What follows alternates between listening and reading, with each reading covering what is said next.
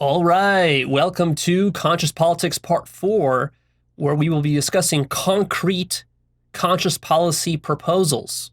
This will be the last part of this series, although I will also be speaking about various political topics in the future as well. But let's dig into this. So, see, conscious politics, we've talked about the various principles and the foundations. That's all important, all that theory, but it's rather abstract. And it can come off as idealistic and utopian philosophy. It's very important that you understand that that's not enough, of course. Having the right principles, foundation, and theory, and the big picture understanding of how government works and what it does for us, all the historical background, that's all good. That's very important. But now we got to find concrete ways of implementing all of that stuff. And I'm going to give you a large list here of items. These will be very specific policy proposals. Now, I'm mostly going to be talking about proposals for America, because of course, different countries already have different systems in place. I can't possibly talk about them all, but also understand that if you're in Europe or some other country, the things that I'm talking about are quite globally applicable, not just to America, but to many countries around the world. Some countries already have this stuff implemented, and some countries are 100 years away from implementing some of this stuff because they're nowhere there yet. But it gives you a general sense of which direction we need to go in. Also keep in mind that these proposals I'm about to give you, I'm not dogmatic about them. I don't hold them firmly as some ideology that it needs to happen. I'm empirical about it. So what I'm saying is that these proposals seem like they would work. But of course, we understand that as systems thinkers, society is a complex thing, and we acknowledge that sometimes we can be wrong about our policy ideas. And oftentimes an idea sounds good, but then when you implement it, it's terrible, or it backfires and does the opposite of what you wanted it to. So if any of these proposals are implemented and they don't work the way they're supposed to, we change them. We change them to something better. That's how it works. So don't get caught up in perfectionism here. Government is not about perfectionism. It's just about gradual incremental improvements. But also at the same time, it's about systemic change. All of these proposals are going to be hitting at core issues, not superficial stuff. And also some of these ideas that I'll be offering, they can be implemented immediately today in America, or some of them are going to be quite radical and quite advanced, and it'll take 50 or 100 years before we can implement them. So I'll have a mix of both of these, right? Remember that one of the problems with our politics right now is that we only think one election cycle ahead, 4 years ahead, if even that. And that's a very bad way to plan society. So some of the stuff I'm going to be saying here is going to be shocking and radical, but only because what I'm looking at is a very long time horizon. I'm looking 50 or 100 years into the future, you see? So in that sense, it's not radical and it's not utopian. So just keep that in mind. All right. So these are in no particular order. It's going to be a long list, but this first item, I think, is the one that I'm most attached to and I think is the most important because it affects everything else so much. Criminalization of money in politics and corporate lobbying is my first proposal. Right now, what we have, especially in America, is a system of legalized bribery, where corporations and rich donors, millionaires and billionaires, can use their money to influence elections and to basically manipulate the entire system towards their advantage. And that's exactly, of course, what they do. And knowing how survival works, we can expect and predict that that's exactly how they would behave if they're allowed to do that. So my proposal is to pass a constitutional amendment that actually bans all money in politics and reinforces the idea of one person, one vote. That is the core idea behind democracy. Right now, it might seem on the surface that we have one person, one vote because nobody gets two actual physical votes at the ballot box. But in practice, we don't. The system has been so manipulated by devils over the last 200 years since the country was founded, that what we have in practice is that the people with money, the corporations, the millionaires and billionaires, the people with the connections and the power, that they get more than one vote.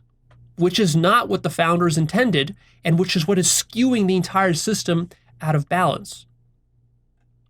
See, even though a billionaire doesn't technically have more than one vote, in practice he does, because he can use those billions of dollars to fund political campaigns, run advertisements, create propaganda channels on the internet, fund various kinds of disinformation campaigns, all this sort of stuff, create fundraisers and galas and dinners and various kinds of fake charities and nonprofit organizations, all of this to influence politicians, to get close to politicians, and to ultimately get them to pass what he wants them to pass. Or to select the politicians that people can vote on. See, this is a huge problem. And of course, corporations are the worst offenders here, because corporations have more money than any one individual. And they have a vested interest to rig the system. But if you think about it, corporations have no vote whatsoever under the Constitution. They don't get a vote at all. And yet, what we have now in America is we have corporations mostly controlling politics. So how backwards is that? They're not even supposed to have a vote, and yet they have more voting power than anybody else, even though they don't physically go to the ballot box. What they can do is they can fund and run these various kinds of corporate PACs, dark money coming from all sorts of sources. The money is not tracked. All of this is corruption. It's legalized corruption. It's corruption that has been so normalized that people just accept it as how business is done in Washington. This is a huge problem, and we need to get back to one person, one vote, and we need to do this constitutionally, because the Supreme Court has made a series of quite problematic decisions about money being free speech, and this idea that you can just hand people bags of money and do these fundraisers and speeches and so forth, and that all of this is just free speech and it's all protected. No, this is devilry, is what this is. Money is not free speech, and you are not allowed to give a bag of money to a judge or to a police officer or to a professor to get a good grade. That's called bribery. And this is exactly what's happening within politics. It's just so normalized that we don't think of it. The system is so entrenched and steeped in this corruption and this bribery. So to fix this, I think we need a constitutional amendment so that it's very clear and very strong, and there's no more debate or wishy-washiness about money in politics. It just needs to be stopped. And all politics need to be publicly financed. I mean, all elections need to be publicly financed. Yes, that costs the taxpayer some extra money, but actually this is a huge return on investment that we'll get as taxpayers, because right now we lose so much tax money from all the corruption and bribery that's been legalized, all the lobbying, all the corporate subsidies for the military-industrial complex, for big oil, for pharmaceuticals, all of this sort of stuff. We lose literally billions, hundreds of billions, and even trillions of dollars because we don't have public financing of elections.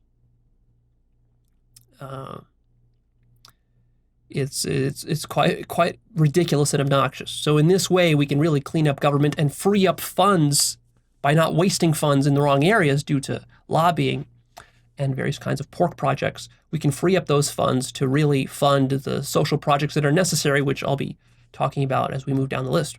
We also need an abolition of gerrymandering. Gerrymandering is an absurd practice. Again, the Supreme Court is not doing a very good job of cracking down on this. Gerrymandering goes, again, against this idea of one person, one vote. You should not be able to have more voting power than any other person in a democracy. As soon as that stops being the case, all sorts of corruption and shenanigans ensue. And that's what we have right now. There is no reason why, if you own $1 billion, you should have more voting power than someone who works at McDonald's or Starbucks.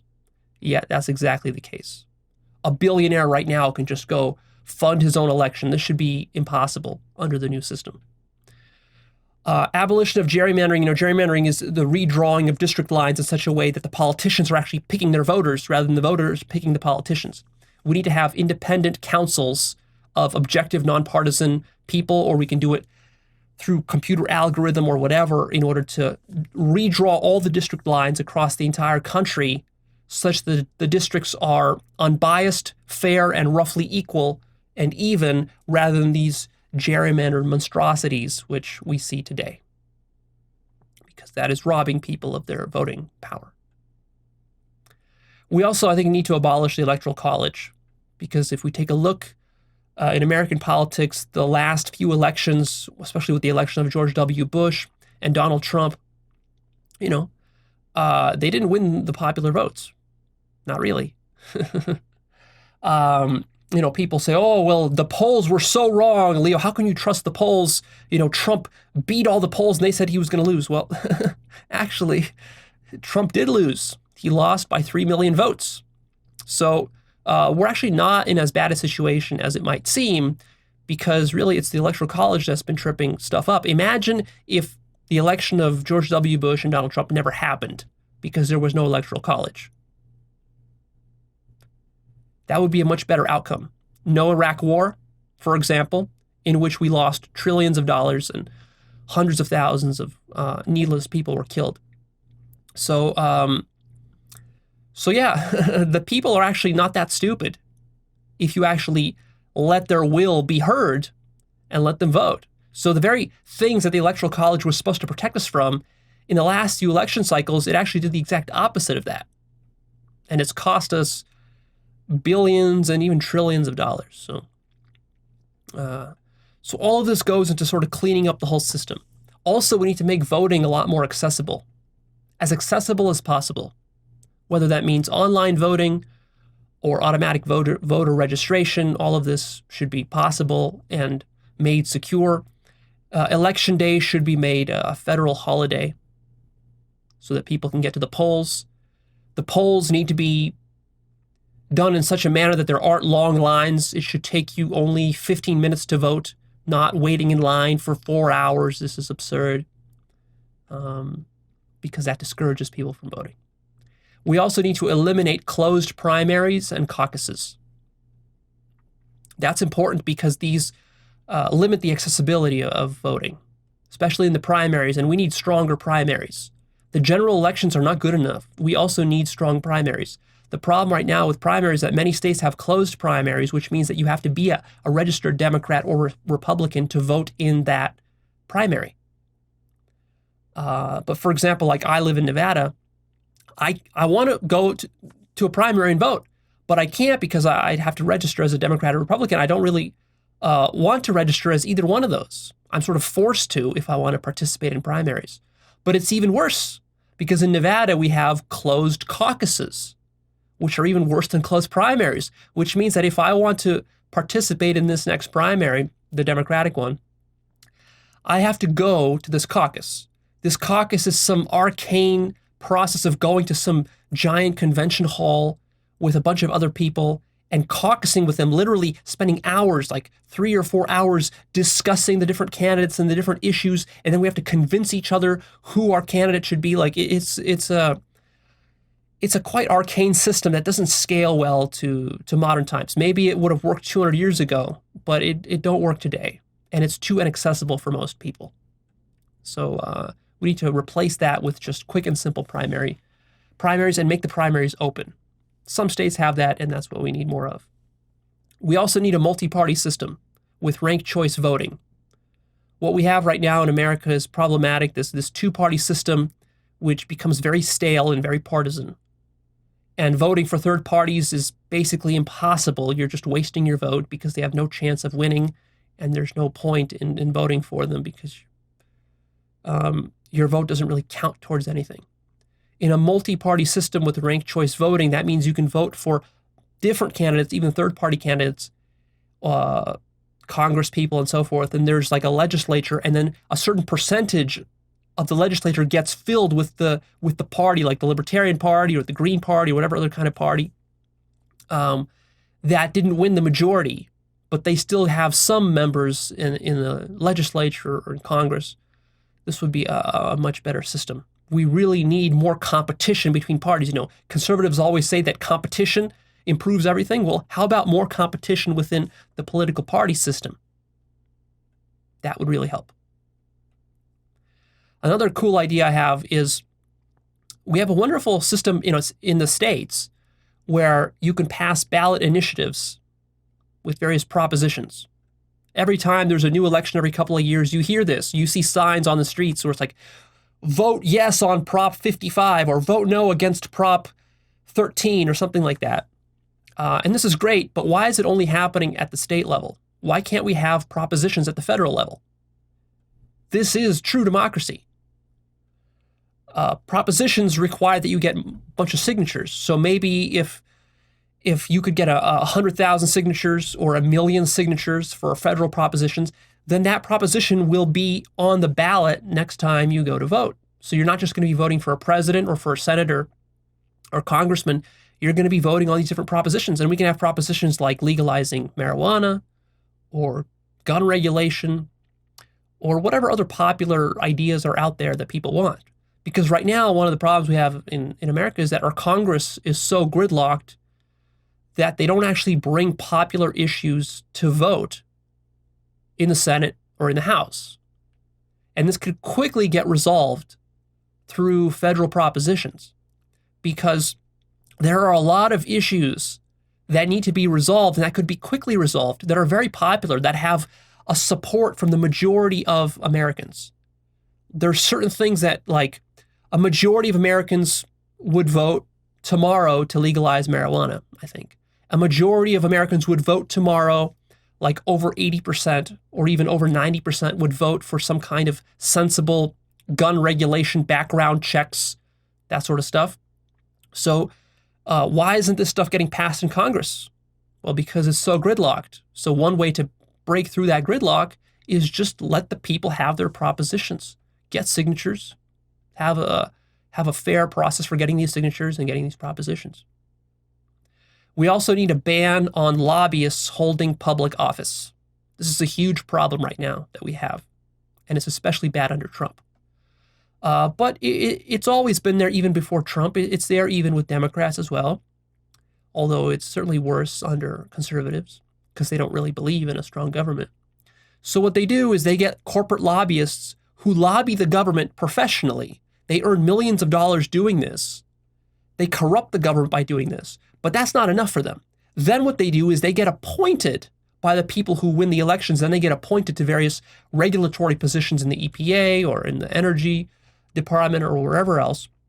And then they go towards undermining and doing their lobbying, their corporate lobbying, while they're serving public office. And then it gets even worse. Once they leave, once their term is over, they leave after a few years and they go back right into the same industry, the same corporation that they were lobbying for. And then they use all the contacts that they developed with all the politicians while they were in office to then further grease the wheels and do even more corporate lobbying. And now they get paid even more. This whole system is called the revolving door. It's a terrible system. It's very corrupt. So what we need to ban lobbyists. If you're a corporate lobbyist, you're not allowed to hold public office unless you've stopped being a corporate lobbyist maybe for 10 or 20 years. And then once you leave public office, you're not allowed to go and lobby for a corporation again for another 10 or 20 years at least. This would solve a lot of these problems because this is a huge conflict of interest and direct corruption of government, right? This directly undercuts the idea of one person, one vote. Next is taxation. We need significantly higher taxation on extreme wealth because one of the biggest problems we have, and most countries have this, not just America, is a widening gap between the extremely rich and the rest of the citizens. This is natural. This is what happens under capitalism. When you have unchecked capitalism and free market, what happens is that you have a ever-growing gap and the middle class basically gets eroded. And this becomes very problematic. This is one of the biggest problems for a country because then what you have is you have this giant disparity of interests and survival agendas where you have people who are basically barely surviving and working 2 jobs just to feed their kids. And then you have fat cats at the top who are flying around on private jets and using their money to further corrupt the system. See, the problem is when you have too much money, more money than you really need for survival and basic luxuries and stuff, any money beyond that, that money tends to be squandered by egos. So my proposal is that anything over $1 million gets taxed quite heavily, and anything over 10 million or $1 billion gets taxed extremely heavily. Because these people simply don't need that money, and they're actually squandering it, and they're actually using it to corrupt the system. See, that money needs to be put towards places that really need it to help elevate other people. And that overall will help to improve society. Society is not improved by having 1% of millionaires and billionaires who have all the power and all the wealth. This is not a healthy society. This is highly unbalanced, and it creates all sorts of problems that trickle through the whole system. Not only do we need to be taxing income, we need to be also taxing wealth, because a lot of these people will stash their wealth, hoard up huge amounts of wealth, and they're not using it to actually do good for society. And there's a lot of various kind of tax loopholes that they get away with because we're taxing income is not actual wealth that's accumulated. So any wealth over, let's say, $10 million in cash or $100 million in cash, this wealth needs to be taxed every single year, maybe 1%, maybe 2%, 5%. I don't know. You know, the percentages aren't important. We can figure that out. We could come to some kind of compromises. But this kind of extreme wealth definitely needs to be taxed, and especially extreme wealth of giant corporations. Giant corporations like Apple, Google, Amazon, Facebook, you know, they're building up cash reserves of $50 billion, $100 billion. This is absurd. They don't even know what to do with this money. And then, of course, they use it to lobby and to corrupt and to make various kinds of schemes and buyouts and monopolies, which is all contributing to the problems we have. We need much higher estate taxes. The idea that you should be able to supply your children and offspring with tens of millions of dollars of inheritance, this is actually doing a disservice to them, because these people grow up after this inheritance, these trust fund babies and so forth. They don't have an appreciation of what it's like to actually earn a living or to actually have to work hard for luxury or to work hard for freedom. They don't understand. They can't empathize with people who have 2 jobs or are working minimum wage. And then, of course, those people grow up and then they further corrupt the system because they have these ideas that you know, oh, those people, they can just pull themselves up by their bootstraps. They're just not working hard enough. No, it's not that people aren't working hard enough. It's that the system is highly rigged by the very wealthy people who benefit the most from the system. And that's perpetuated with these low estate taxes that we have. We also need much higher corporate taxes. Corporations are making a killing, especially giant multi-billion corporations.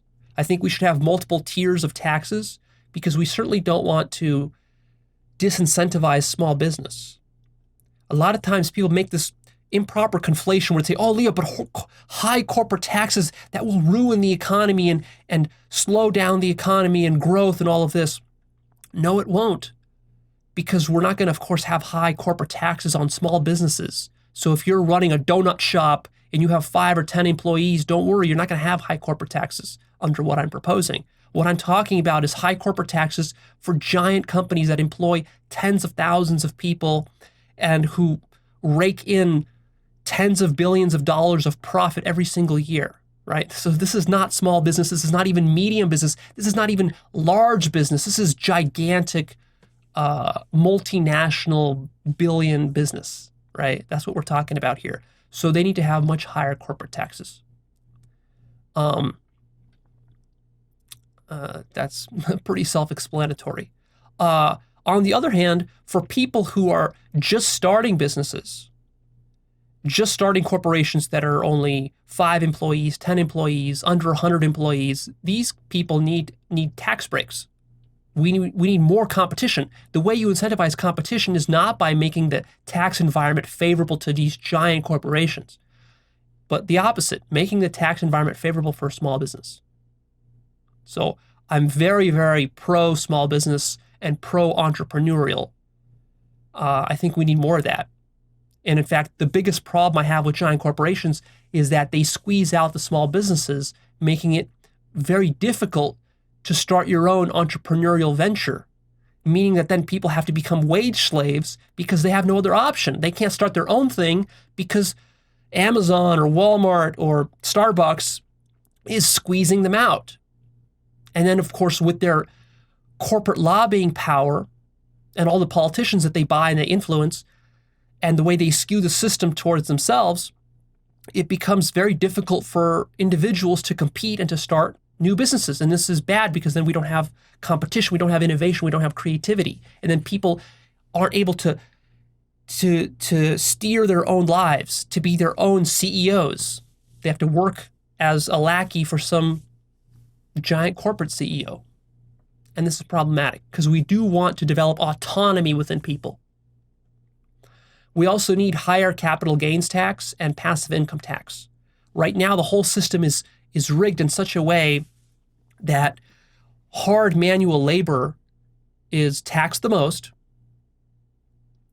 yet manipulation of economy through stocks, arbitrage, derivatives trading, various kinds of mortgage schemes and all of this, various kinds of passive income where you don't work at all, and yet you earn millions of dollars and you hardly pay any tax on it. This is completely backwards.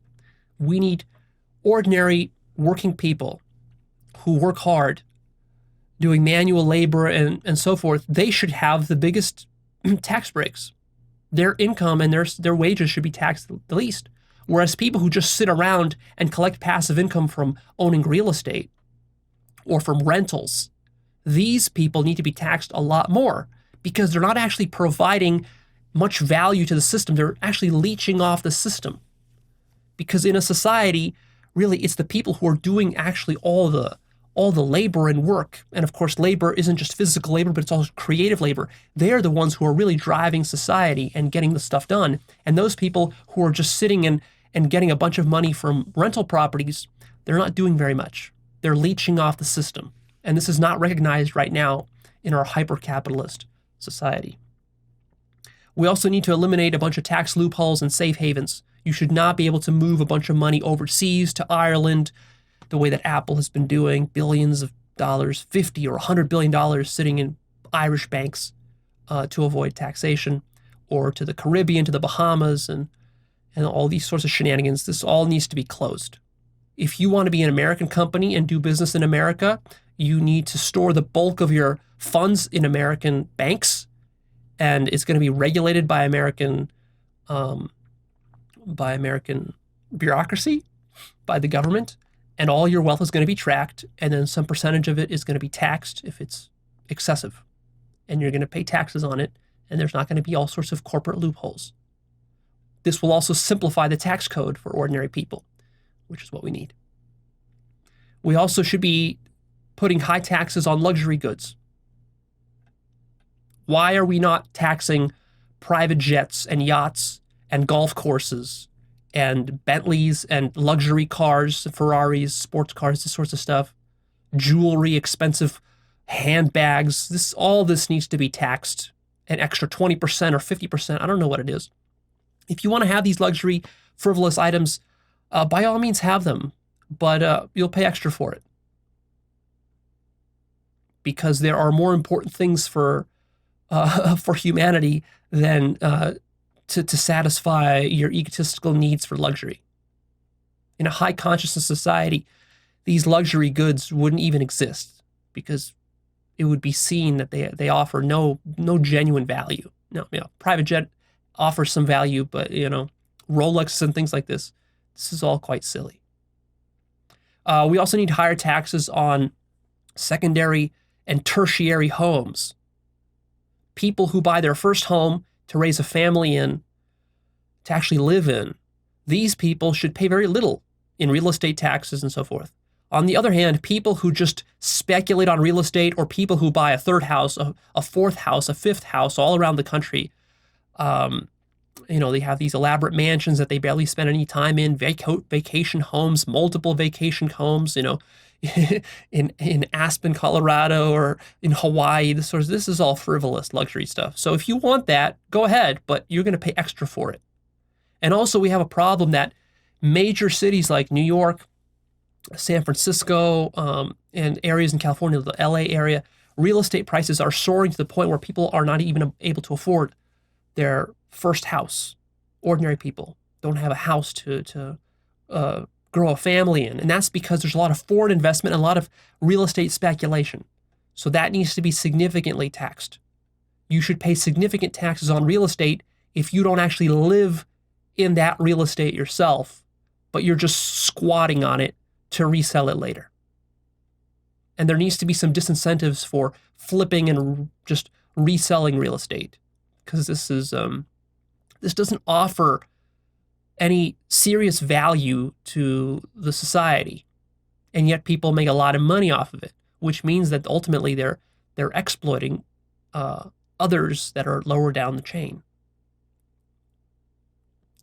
Another interesting idea that I've heard is to allow taxpayers to choose where some proportion of their tax dollars actually go. Now, this won't happen in detail, but the way that I picture it is that when you submit your taxes every year on April 15th, the IRS gives you a little pop-up window, on the website, and you get to select from maybe 10 different categories where you want maybe 10 or 20% of your tax dollars to go. So you can either select a category like improve healthcare, improve green energy, improve schools, improve, give it to NASA, improve space exploration, give it towards scientific research and development to universities, give it towards helping the homeless, give it towards helping children, foster children, give it towards helping animals with, animal shelters and for dogs and cats and all that. So, we'll have like 10 or 20 different categories, and you get to select where 10 or 20% of your tax dollars goes.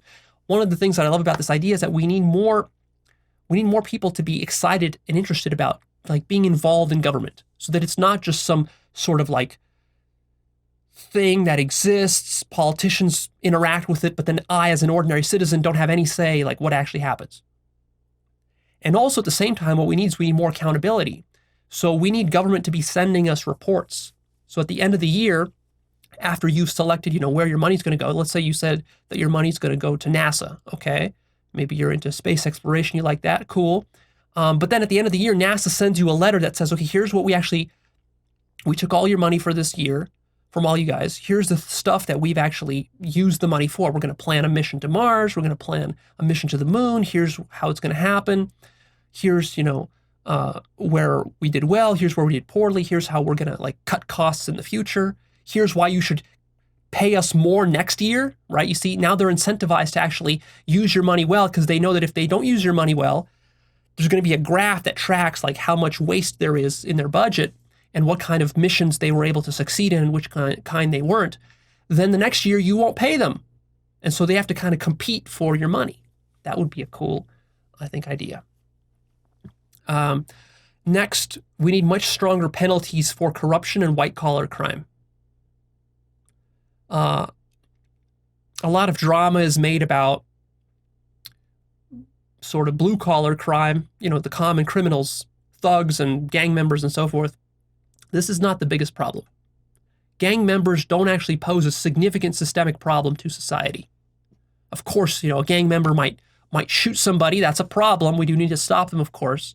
So that's important. But where law and order really needs to shine is with white-collar crime. Because white-collar crime, it's the senior officers and managers of these giant corporations, which create all sorts of schemes and scams and very manipulative systems which lead to the corruption of the entire government and actually rob people of a lot of money, exploit a lot of people, or actually even lead to the deaths of many people. So for example, some some CEO of big pharma company wants to push opioids, to push up his stock price. And so he creates various kinds of sneaky advertising campaigns and bribes and pays doctors to prescribe these opioids by giving them various kinds of kickbacks and so forth and incentives. This kind of scheme will actually lead to the death of not a handful of people that get shot up in some urban neighborhood. This leads to the death of thousands of people across the whole country, right? So there need to be proportional penalties for this kind of stuff. There needs to be an entire department within the government that regulates this and chases after it, seriously. And there need to be serious criminal liabilities for CEOs and senior managers and officers of corporations, so that they are very careful about what they market, how they advertise, what kind of schemes they come up with, because they can come up with some pretty exploitative schemes. And a lot of times right now, they just get fined. There are no criminal liabilities. The problem with the fines is the fines are less than the profit they make. So for them, it's just a simple cost-benefit analysis. And for them, it's like, well, yeah, I'll get fined $100 million for pushing these opioids. But hey, I'll earn $300 million. So, $300 million minus a $100 million fine, I still come out ahead with $200 million. So of course I'm going to do it. That isn't enough of a penalty. There need to be criminal penalties. If you do that kind of shit, you go to jail for 20 years as the CEO. There needs to be a lot more accountability and ethics placed upon CEOs and senior officers and managers of these giant corporations than there is right now. Because right now they can get away with some really exploitative and nasty stuff, which tricks a lot of people. A lot of ordinary people, they're easy to trick because it's hard for them to compete with modern marketing. Modern marketing, it's a scientific, it's really scientific psychological warfare. It has been for the last 100 years. Psychology is used and emotionality is used to manipulate people into buying all sorts of things. And everyone in marketing and in advertising, all the CEOs and managers, they all know this, but they're all in denial about it, and they all act as though it's just totally normal and ethical. And they just act that this does not corrupt or worsen society, but of course it does. It directly contributes to many of our problems. If you want more on that, this is such a profound topic. I'm really passionate about the corruption of marketing. Check out my episode called The Deep Problem of Marketing. Search for that, and it'll go into more depth about that problem. Another powerful idea that I got from Neil Walsh is the following proposal. We need to publicly disclose everyone's income in the entire country and all profit margins on all products sold. It's a rather radical idea, but think about the beauty of this, because what it does is it introduces transparency and it helps to promote equality. So imagine if there was a government database. You go to this database, you can type in the name of any citizen or any corporation or any product, and immediately what you see is the person's income, a histogram of that person's income or that corporation's income and their profit margins. Imagine if you could see the income and salaries of your coworkers, your boss, your CEO, and so forth. This would be amazing because immediately you would be able to see the unfairness, the injustice of the entire system. So of course, the reason there isn't this transparency, the reason corporations are very much against disclosing the salaries of all employees publicly is precisely because they know the system is so rigged that if it was made transparent, people would be so outraged by the injustice of it that the system couldn't stand. So of course, they keep it all hidden. In the darkness and in the shadows is where the injustice can lurk. People don't even know how much they're being screwed because you don't even know how much your coworker is making more than you. Imagine if in your little company where maybe there's 20 people that you work with, you work with a team of 20 people, but you don't know what their salaries are. Maybe you know for a few people, but not for all of them.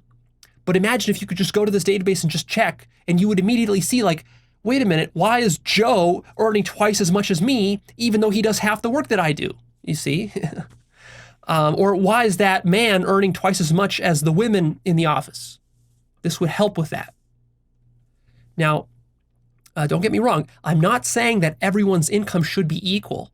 Certainly not. Some people work harder and they should have higher incomes. So if Joe is doing twice the work that I am, that everybody else is in the office, and he's earning twice as much income, that's fair. And people will look at that and they'll say, well, yeah, Joe deserves it because he works so much harder than everybody else.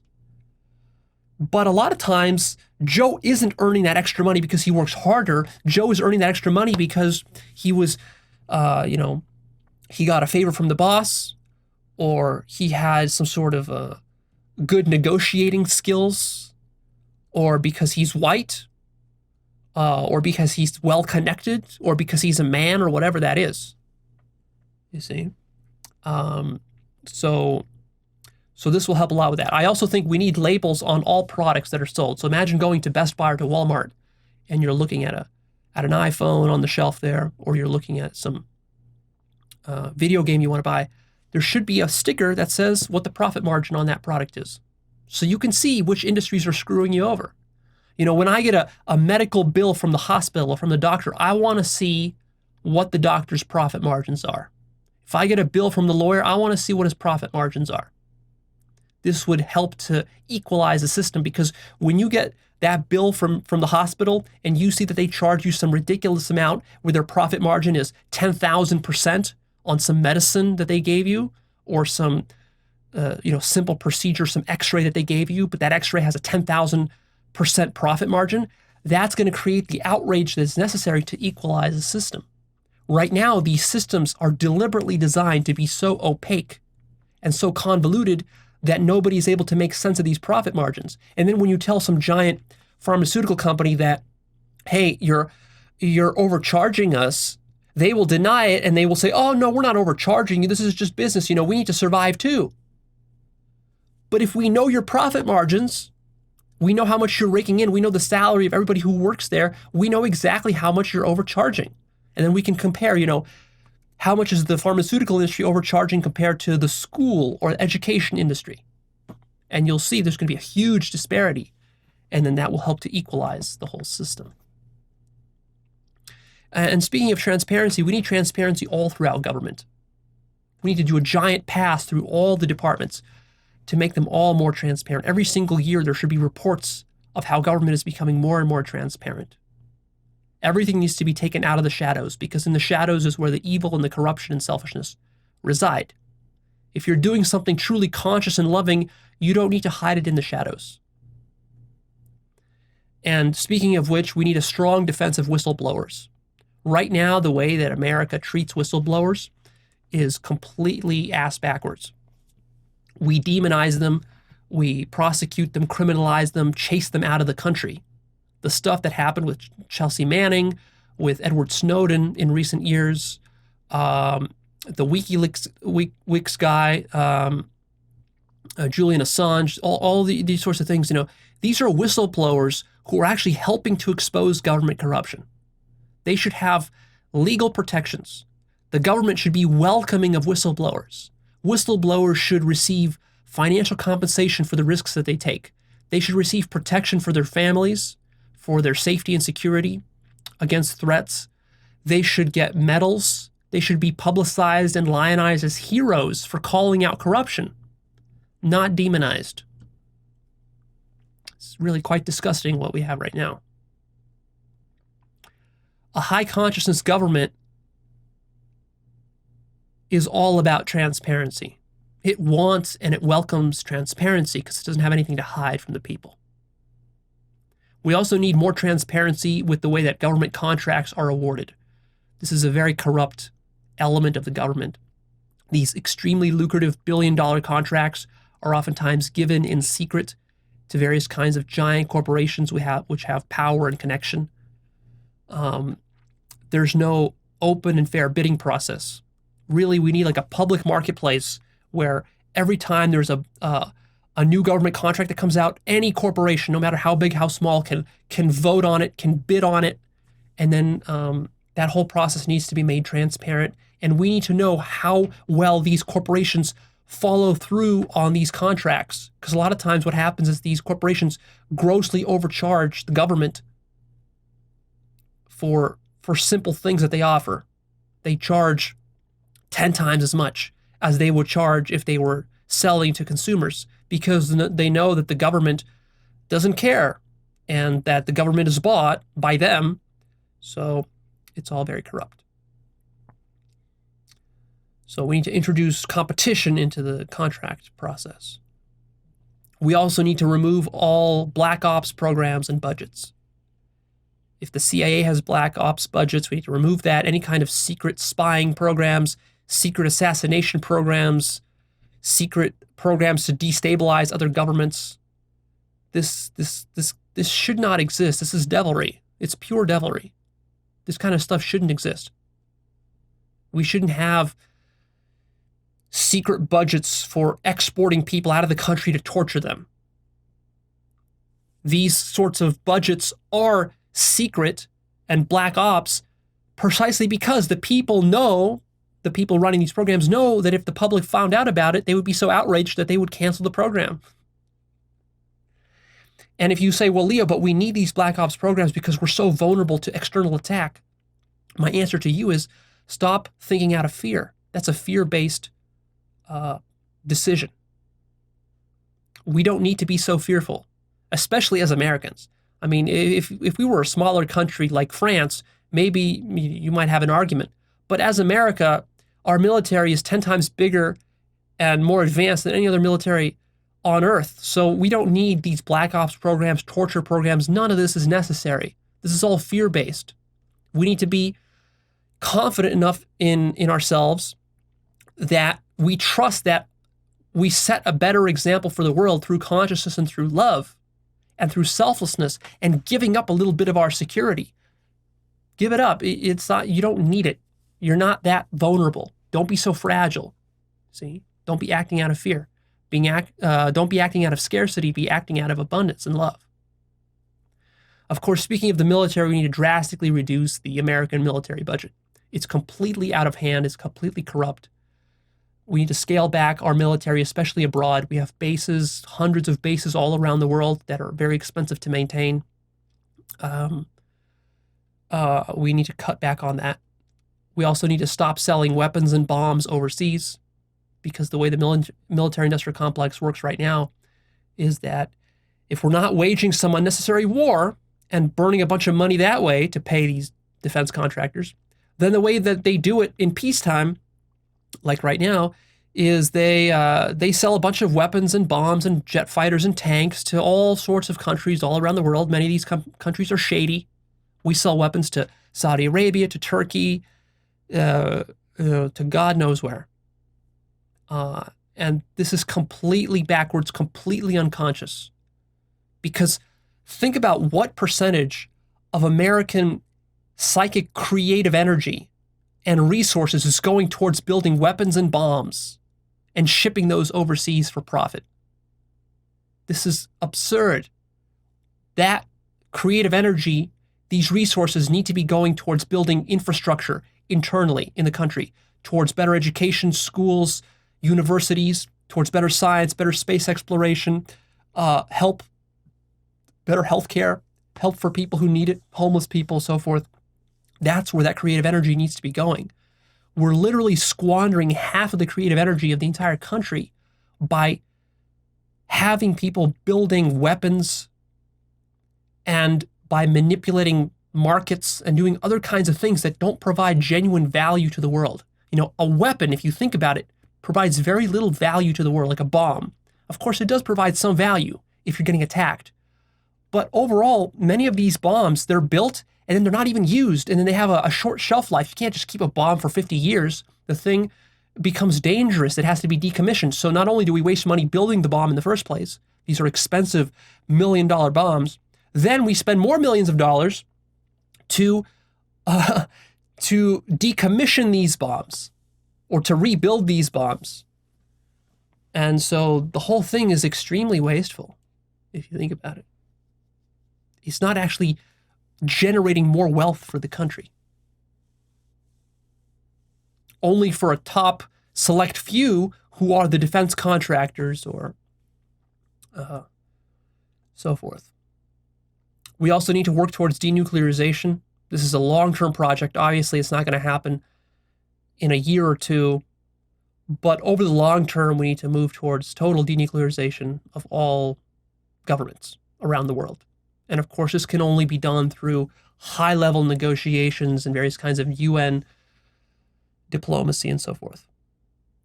We also need to increase funding to police and first responders. So while we'll be cutting back on the military budget, and by the way, I should say, we're not cutting back on the money for troops.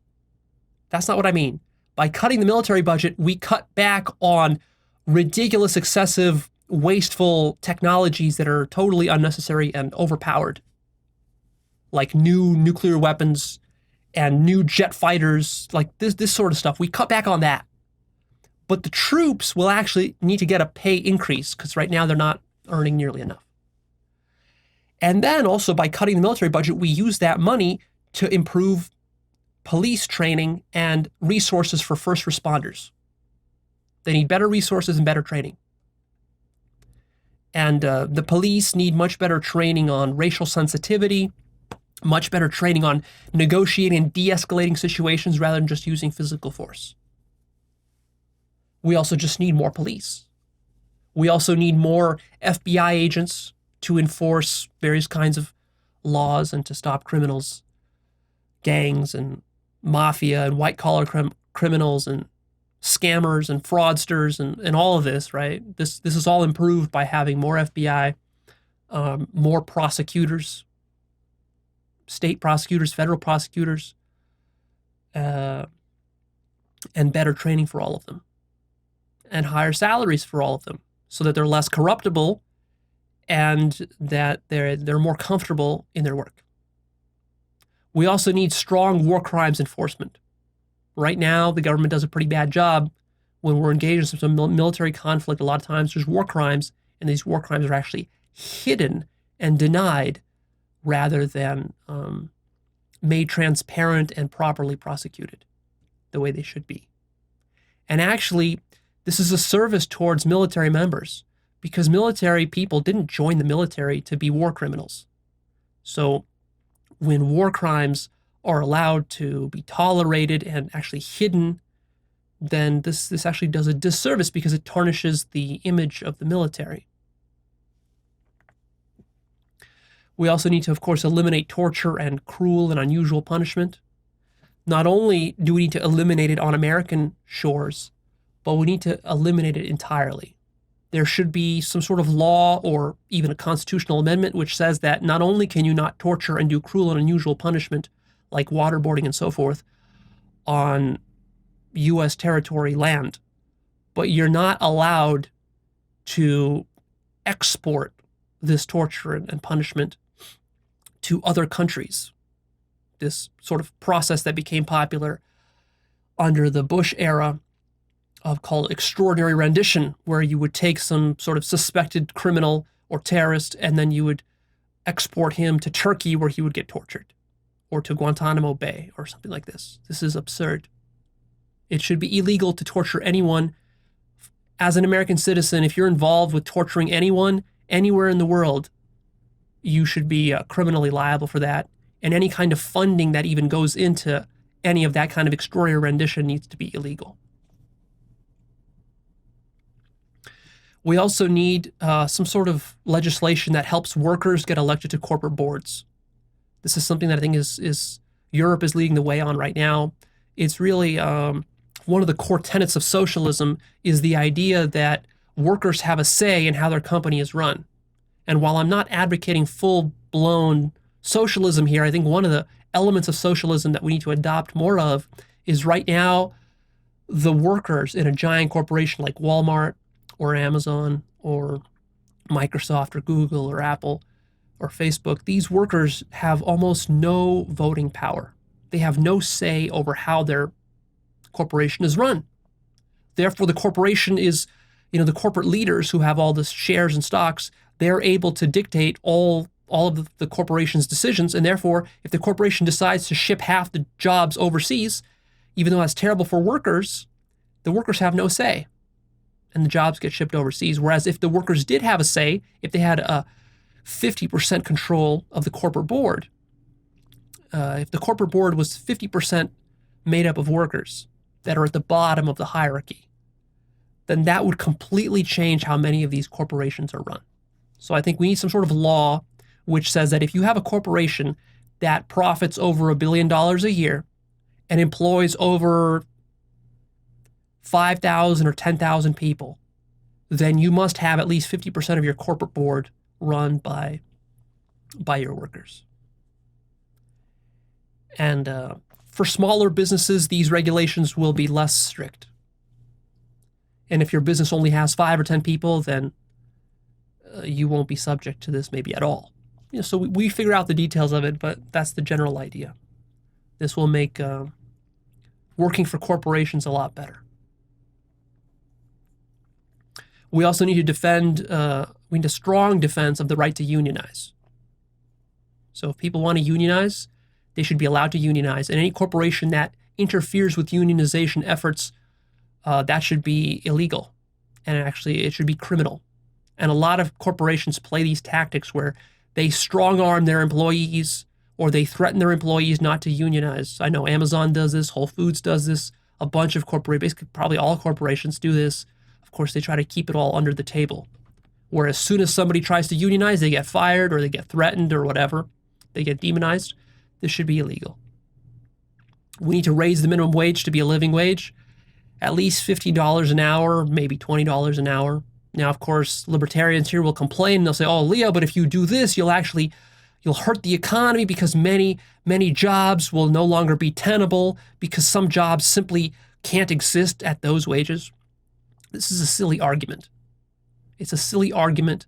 If a job can't exist at $15 to $20 an hour, then that job shouldn't exist. And also studies have shown when certain states raise their minimum wage, for example, the minimum wage in Washington or in California is significantly higher than it is in other parts of the country. This does not have a negative impact on the economy. So this idea that raising minimum wage has a negative impact on the economy, this is a canard. This is not true. And if you think about it very fundamentally, there's actually no reason. It's very artificial that someone who works as a housekeeper or flips burgers at McDonald's should earn less than a doctor or a lawyer or a politician or a CEO. It's extremely artificial that the system is set up this way. Now, I'm not saying that everyone should, generate the same wage because people do provide different value. And I understand that a CEO provides a lot more value than someone flipping burgers at McDonald's. So in a sense, that's true, but also in a sense, it's not true. And the idea that the CEO can earn 1,000 times more than the minimum wage of his workers is absurd. And also this idea that, oh, well, Leo, minimum wage is only for people like students, not full, nobody lives on a minimum wage. Minimum wage is like for kids in high school. This is not true at all. Many people who are in their 40s, 50s, and 60s work on a minimum wage. The problem with minimum wage is that the corporations are so powerful that they can strong arm you with monopolies and other kinds of tactics that they use so that you're not able to negotiate your wage properly. You see, that's what many libertarians don't understand about this whole free market idea. Yes, the free market is nice in principle, in theory, but the problem is that the corporation has amassed so much power that it's impossible for one individual employee to seriously challenge that corporation, which is why unionization is important because it helps to equalize that balance of power. And likewise, if you're working a minimum wage job at Starbucks or something, and you go in to ask your boss for a raise, they have very sneaky psychological mechanisms and systems designed to deny you that raise. That's the reality of how this works. It's not like you can just go in there and just ask them for a raise and just like negotiate with them. No, because you have virtually zero leverage. And they know that you're basically barely able to pay your bills, so you can't afford losing that job. So the reason government is necessary to raise the minimum wage is because government serves as a proxy negotiator for ordinary small people who otherwise don't have the power to individually negotiate with these giant multi-billion-dollar corporations that use various exploitative tactics to make sure that wages are maximally low. And this is highly, grossly unethical and unconscious. But it's so normalized that people seriously argue that raising the minimum wage to $15 is going to somehow damage society or damage the economy. This is absurd. It's absurd. You have no appreciation of what it's like to work in a minimum wage. Like it's read some accounts of people who actually work minimum wage jobs, some adults. There are books that have been written about this stuff.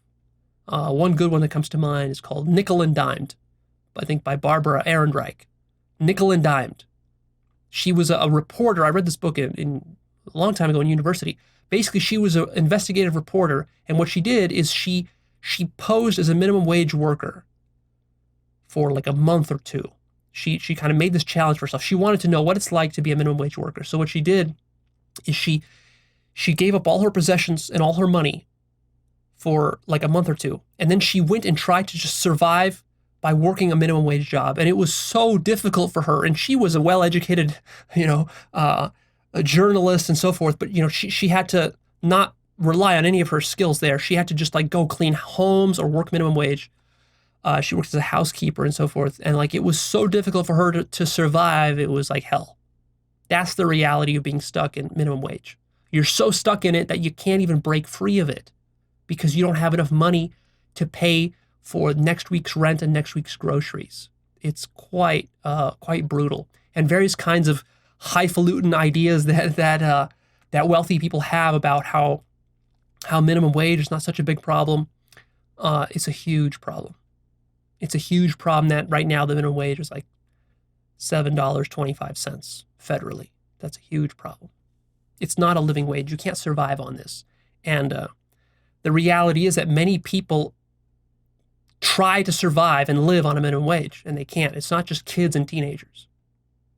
We also need, very importantly, strict regulation of predatory industries.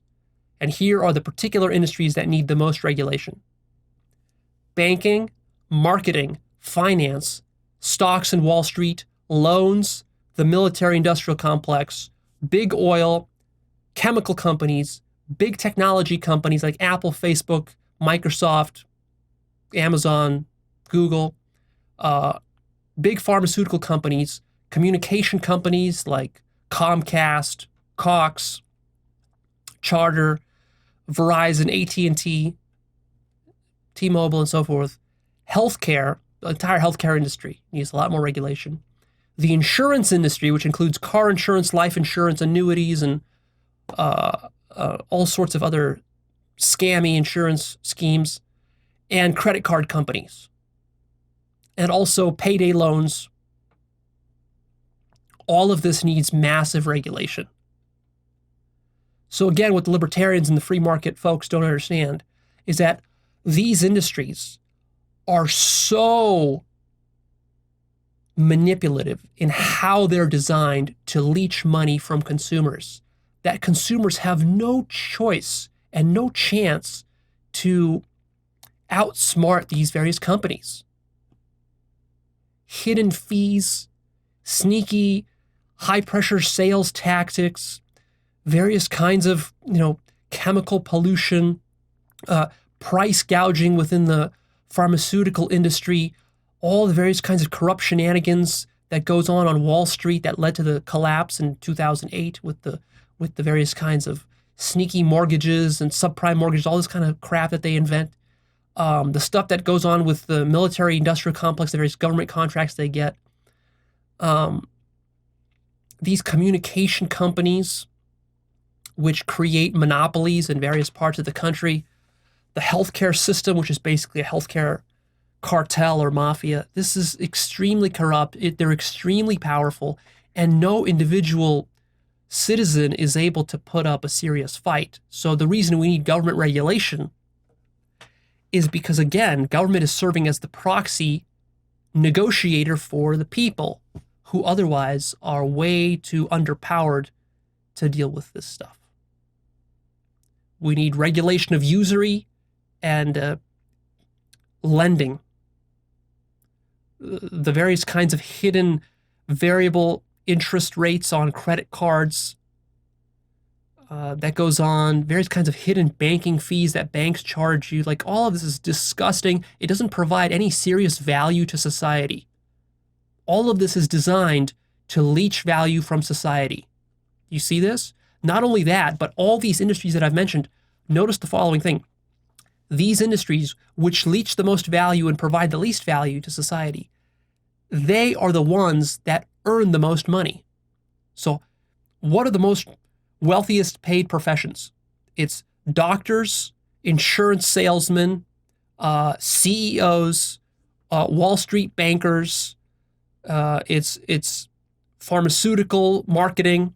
It's giant oil corporations. It's military contractors. It's military lobbyists. It's chemical companies. It's various kinds of payday loan operators. These people make the most money, yet they provide the least value for society. This is completely backwards, and this is devilry. And of course, it's these people which keep rigging the system to maintain the status quo because it's in their favor, because they don't want to actually do legitimate creative work. They want to exploit the work of others. And this is not something that you can fix by removing regulation and getting rid of government. Because if you get rid of government, the way libertarians want, this will only get worse. It'll get a lot worse. You don't even know how bad it'll get. It's already quite bad, but it'll get terrible if what the libertarians want was actually implemented and government was significantly scaled back. This is my biggest criticism of the conservative agenda. Republicans and conservatives are all about small government.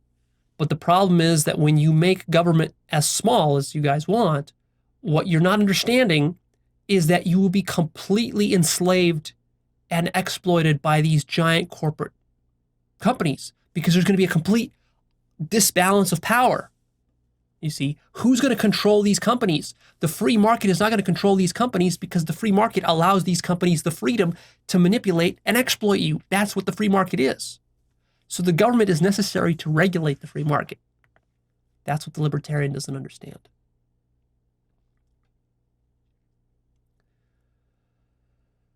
We also need a very strong antitrust regulation. Antitrust right now is not being enforced. Giant companies, every month I read giant companies buying up smaller companies or two giant companies merging with each other. Lately, the FCC, I think, approved the merger of Sprint and T-Mobile. This is all anti-competitive. It hurts the free market. These giant companies are buying up little companies. Again, it's removing the incentive for the little companies to actually create high-quality products because all they basically do is that the small company just tries to be successful and popular enough so that the larger company would want to even buy it. The large company buys it because it's got billions of dollars that it doesn't know what to do with anymore. And it'll buy a lot of these small companies, even if the small companies aren't really good or don't have a good product, they'll still just buy them, just to buy out competition. This is extremely corrupt and it's ruining our entire system. Basically, once your company gets to a certain size, you should not be able to buy other companies. That's sort of my simple rule for this. So, if your company is earning over $1 million of profit a quarter, that's it. That's as big as you get to get by buying other companies. After that point, if you want to keep growing your company, by all means go ahead, but you can't buy any more companies. Not big ones, not small ones, not little ones, and you can't merge with anybody else. That would be the sort of rule that I would put into place. And that's like a strict rule that just is automatically enforced, so that these companies don't even get the idea to go merging with larger companies or buying up smaller companies. And then that will create more competition in the marketplace. Have the large companies actually compete with the upstarts that are coming up rather than buy them out. Let's have Facebook actually compete with Instagram and with WhatsApp and all this sorts of stuff rather than just buying them out and then just like adding them to their portfolio. It's way too easy when you have tens of billions of dollars in your coffers of cash that you have no idea what to do with. You couldn't spend it all if you wanted to. Like, for example, for Apple or for Google, they have this much cash in their coffers. It's way too easy for them to just use that money to buy up every possible competitor in their industry. And in this way, they dominate and monopolize the whole industry, hurting innovation, creativity, and competition. We need special regulations for companies that are over $1 billion, because these companies have the potential to exploit millions of people in various ways, and it's very difficult for ordinary people to be aware of what these companies are doing, because these companies are spending billions of dollars on research and development and focus groups and psychological tests to craft their products and services in such a way that it's so sneaky that an ordinary person has no way of combating this. They just get exploited. That's sort of what society has become right now. Most consumers are like cattle that are being milked and farmed by these giant corporations, and they don't even know it. And they don't have the power to do anything about it other than through the government. We also need a stable currency which legally cannot be fudged or screwed around with by printing a bunch more money. So we need much tighter regulations on banking and the Federal Reserve, and just you're not supposed to be able to just willy-nilly print currency in a conscious society. There need to be some limits on that. We also need shorter limits on copyrights. Right now, giant corporations, again, are leeching off of past creative work for hundreds of years because the copyrights keep getting extended longer and longer and longer. You know, like Disney keeps milking Mickey Mouse, even though Mickey Mouse is probably 100 years old by this point, and they still keep milking it. And they lobby the government to extend their Mickey Mouse copyright for another 100 years. This is completely absurd. Copyrights should not last longer than the death of the inventor of the copyright. So if Walt Disney invented Mickey Mouse, he can have Mickey Mouse until he dies, but after he's dead, he can't have Mickey Mouse anymore. And then Disney is now forced to be more creative and actually to come up with a new cartoon rather than just keep milking the same shit for 100 years or 200 years the way that they want to do. See?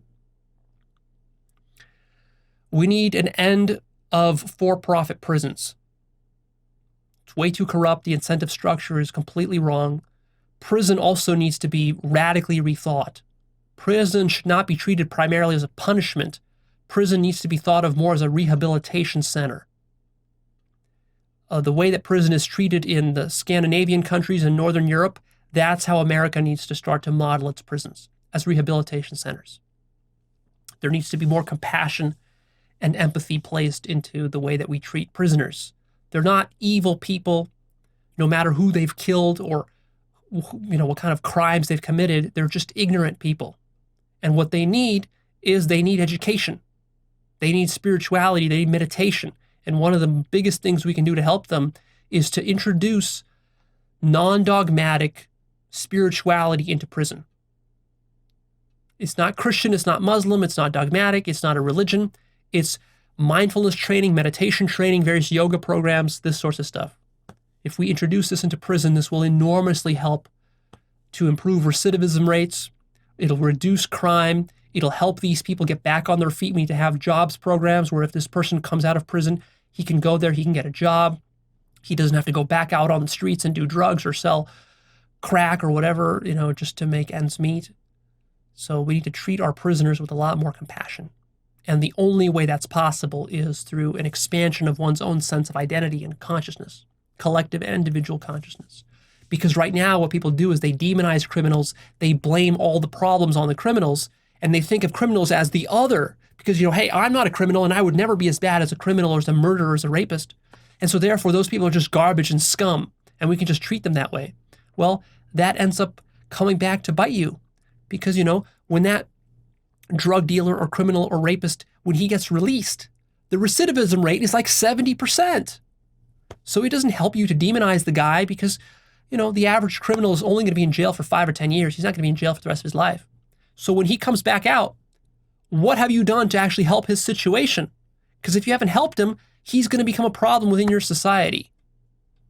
See, not to mention that it's just, it's the humane thing to do to try to rehabilitate people. Now, I'm not saying everybody can be rehabilitated. Some people are totally lost causes, but we should at least try, and our system should be structured in such a way that it helps the majority. I think the majority of these criminals can be helped. A minority can't be, and that we just deal with those, but I think a majority can be. Well, I'm going to talk about ending the drug war, but while we're on prisons, we also need to release all people who are in prison for minor drug possession charges. But that's part of my spiel on the ending the drug war. We'll get to that. We also need to be more caring about refugees and immigrants, understanding that the countries they're coming from are terrible and very problematic, and we need to be welcoming to refugees and to immigrants within what we can tolerate. The thing that many conservatives, as they argue against refugees and immigrants and illegals, the thing that conservatives don't understand is that we have a gigantic fucking country in America. Yeah, we have 330 million people. We can take a lot of immigrants and refugees. We can support a lot more. Have you ever flown across the country, across America on an airplane, and you look out of the fucking window and you see just empty land stretching out for miles and miles across the horizon? Just empty land. Nobody's using it. So get rid of the scarcity mindset that somehow we're limited and we can only support so many people.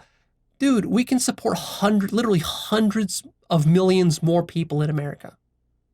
So get rid of that scarcity mindset, that fear-based mindset. Be more abundance-minded. Next time you're flying across the country, look out that fucking window of your airplane and notice how much empty land and how many resources, trees, lakes, rivers, oceans. We have so many resources there. So we don't need to worry about running out of physical land or physical resources. We have way more resources on this planet than people think if we just use and manage the resources properly. The problem is not that we're running out of resources. The problem is that we're completely mismanaging the resources because of our lack of ecological and strategic planning. So as we become more strategic and ecological and more efficient, we will be able to support billions, literally billions of more people on this planet. I think this planet could support 100 billion humans, if not more, with advancements in technology and proper recycling of resources and proper management of resources. So I don't buy into this idea at all that, we have 7 billion people and it's so overpopulated and it's so terrible and we have to all be afraid of not having enough water and not having enough air and not having enough trees and not having enough animals. This is bullshit. That's scarcity mentality. We just need to manage this stuff a lot better. We also need to work towards eliminating poverty, hunger, and homelessness. We can have programs that can end this stuff. It's really not hard to end this stuff. We just lack the will and the compassion, love, and consciousness to do it. We could certainly do it if we had the political will to do it, if the people demanded that it be done. Speaking of the environment, we need heavy environmental regulation, not just because of global warming, although that's a huge issue, which is scientifically indubitable at this point, but also, even if global warming wasn't an issue, we still have issues with pollution, with toxic water, heavy metals in food, which cause all sorts of diseases and autoimmune conditions, and our reliance on dirty sources of energy, like fossil fuels, help to contribute to problems in the Middle East. So all of this is interrelated. So we need heavy regulation of this stuff, heavy regulation of emissions. We need much more renewable energy. We need a massive funding of green energy. We need a carbon tax on polluters. We need to stop using coal entirely and other kinds of dirty fuel sources, like maybe burning of gas and so forth. We need to replace this with solar primarily, maybe with wind as well. We need massive subsidies for solar, massive subsidies for electric vehicles. We need a national grid of electric charging stations at every gas station across the entire country, and maybe even incentivize people to use them by making that electricity totally free. So if you buy an electric car, you get to charge up for free. That would be a nice incentive. We also, of course, need nice incentives for buying electric vehicles. And we need government research programs to fund better battery technologies for electric vehicles. Because one of the things that's holding back the mass adoption of electric vehicles right now is insufficient battery technology, insufficient capacity to produce these batteries, insufficient battery life. The batteries are too expensive. So all these costs need to be massively brought down with government funding. Really what we need is sort of like we had the moon landing program in the 60s with Kennedy, like a 10-year program to get a man to the moon. We need a 10-year program like that, which invests billions of dollars into researching green energy and battery technology. That will be huge and revolutionary and will pay enormous dividends for a century to come. I also want to see toxic testing of food, water, air, and products and cosmetics. There should be a government department that all it does is it does toxicity testing of all the products that people consume. So if you're consuming pills, if you're consuming food, fast food, potato chips, Snickers bars, soda, if you're drinking bottled water, if you're you should be able to go on this website, type in the brand, type in your city, type in your location, and immediately the product should come up. It should tell you when this product was last tested, how much mercury is in that product, how much lead is in that product, where this product was sourced, all the chemicals in, all the plastic in it, all of it. It should be able to tell you what the air pollution standards are of your particular town that you live in. All of this should be just a free, publicly accessible government database.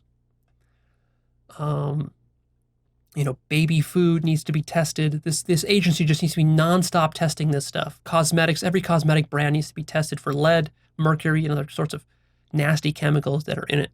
This is ruining our society in a very sneaky way, because what happens is these heavy metals, which are present throughout food and cosmetics and so forth, shampoo, soap that you use, especially if it's cheap stuff, this gets into your body, then it gets into your brain, then it actually ruins your your capacity to think. It lowers IQs.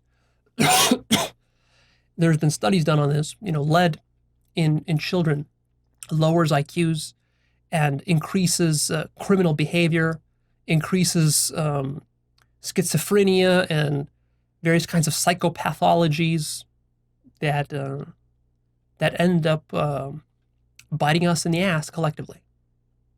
So all this needs to be tested, and not to mention all of the diseases, chronic fatigues and fibromyalgia and all sorts of there's hundreds of different autoimmune conditions that result because of these this heavy metal toxicity that people don't even know about. You see, the reason we need government to help with this stuff is because it's partly a problem of education and ignorance. That's mostly what the problem is.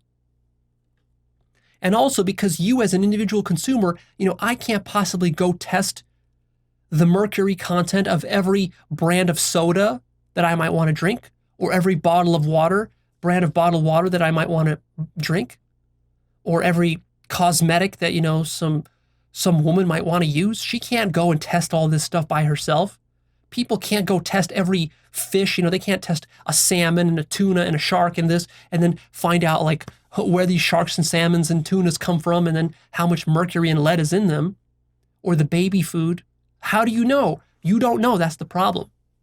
And because you don't know, the companies are not under any obligation to provide you with clean water or food or products or cosmetics, because they know that you don't care. And if you don't care, you don't know, then that means the only way that they can win you as a customer is just by being the cheapest. And by being the cheapest, oftentimes it's the most polluted too.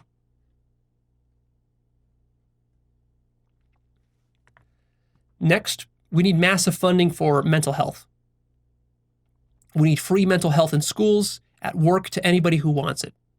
Free mental health even to criminals, people in prisons, just mental health all across the board. This will significantly help with various kinds of school shootings, mass shootings that we have, and many other problems besides shootings that we have. Mental health is a huge thing. I would invest hundreds of billions of dollars into mental health. This directly increases the consciousness and quality of all of society for everybody. Free therapy for everybody, free life coaching for everybody. Help people to figure out their own minds. This is the most important thing, because your mind, if it's not functioning properly, it's going to ruin your life, but not just your life, your family's life, your spouse's life, your children's life. And then it's a trickle effect where, I have some kind of mental disorder or, neurosis. I don't get treatment for it.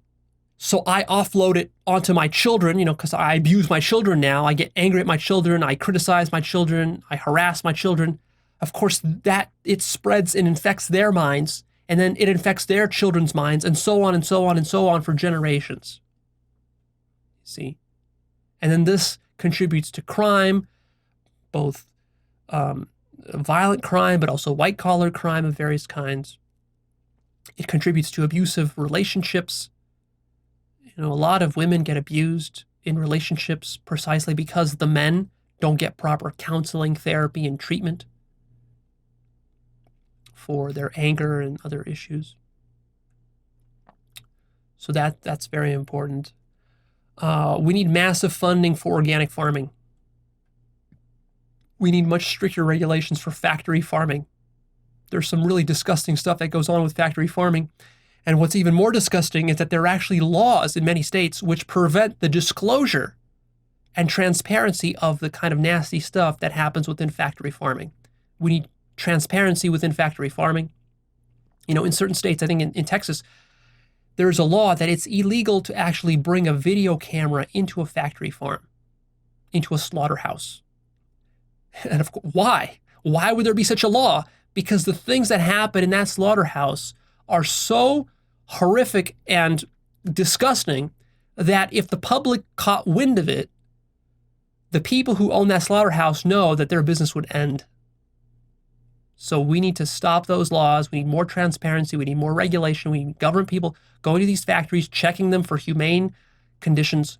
And overall, we need to be moving away from factory farming towards organic, sustainable, free-range sort of farming.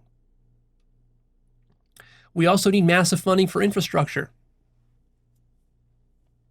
Roads, bridges, airports, and various kinds of public transportation. Massive funding for public transportation, including monorails, tunnels, electric buses, high-speed trains like they have in Japan and elsewhere, connecting major cities. Improvement and remodernization of airports, electric scooters, other sorts of clever new transportation devices that are being invented. All of this needs to be massively funded by the government. And, it's not necessarily that the government needs to manufacture the scooters. I'm not saying that. I'm not saying the government needs to manufacture monorails and trains. The government can just subsidize this stuff and can actually help the private sector to do this stuff. Because, we don't really need the government per se to be running monorails. But by subsidizing it and incentivizing it, this will actually help smaller businesses rise up and invent new kinds of technologies and, transportation or infrastructure that helps society. One of the most important elements of society is the infrastructure, the physical infrastructure, the electric grid, the internet grid, the roads, the highways, the water system, the pipes, the sewage system, the filtration systems, the airport system. In America, all airports are actually publicly run. They're not private. I think that's right. The airlines themselves are private, but the airports and the air traffic control, I think that's all government owned. And so, see, it works. So again, there's this talking point that libertarians and conservatives like to throw out that, oh, Leo, when has government done anything that actually works? Well, how about the airports? How about airport security? How about NASA landing stuff on the moon or to Mars? How about the post office? Works pretty well. I've used the post office and it works just as well as FedEx or UPS. No less efficient. In fact, the post office always gives me better prices than UPS or FedEx does. I just shipped a package the other day via priority mail, and it costs like a significant amount less. It costs like 20 or 30% less than UPS or FedEx. The post office will also deliver to more places, more rural areas that UPS and FedEx won't deliver to. And they offer pretty good service. The government, disaster relief, for example, after hurricanes and fires and so forth.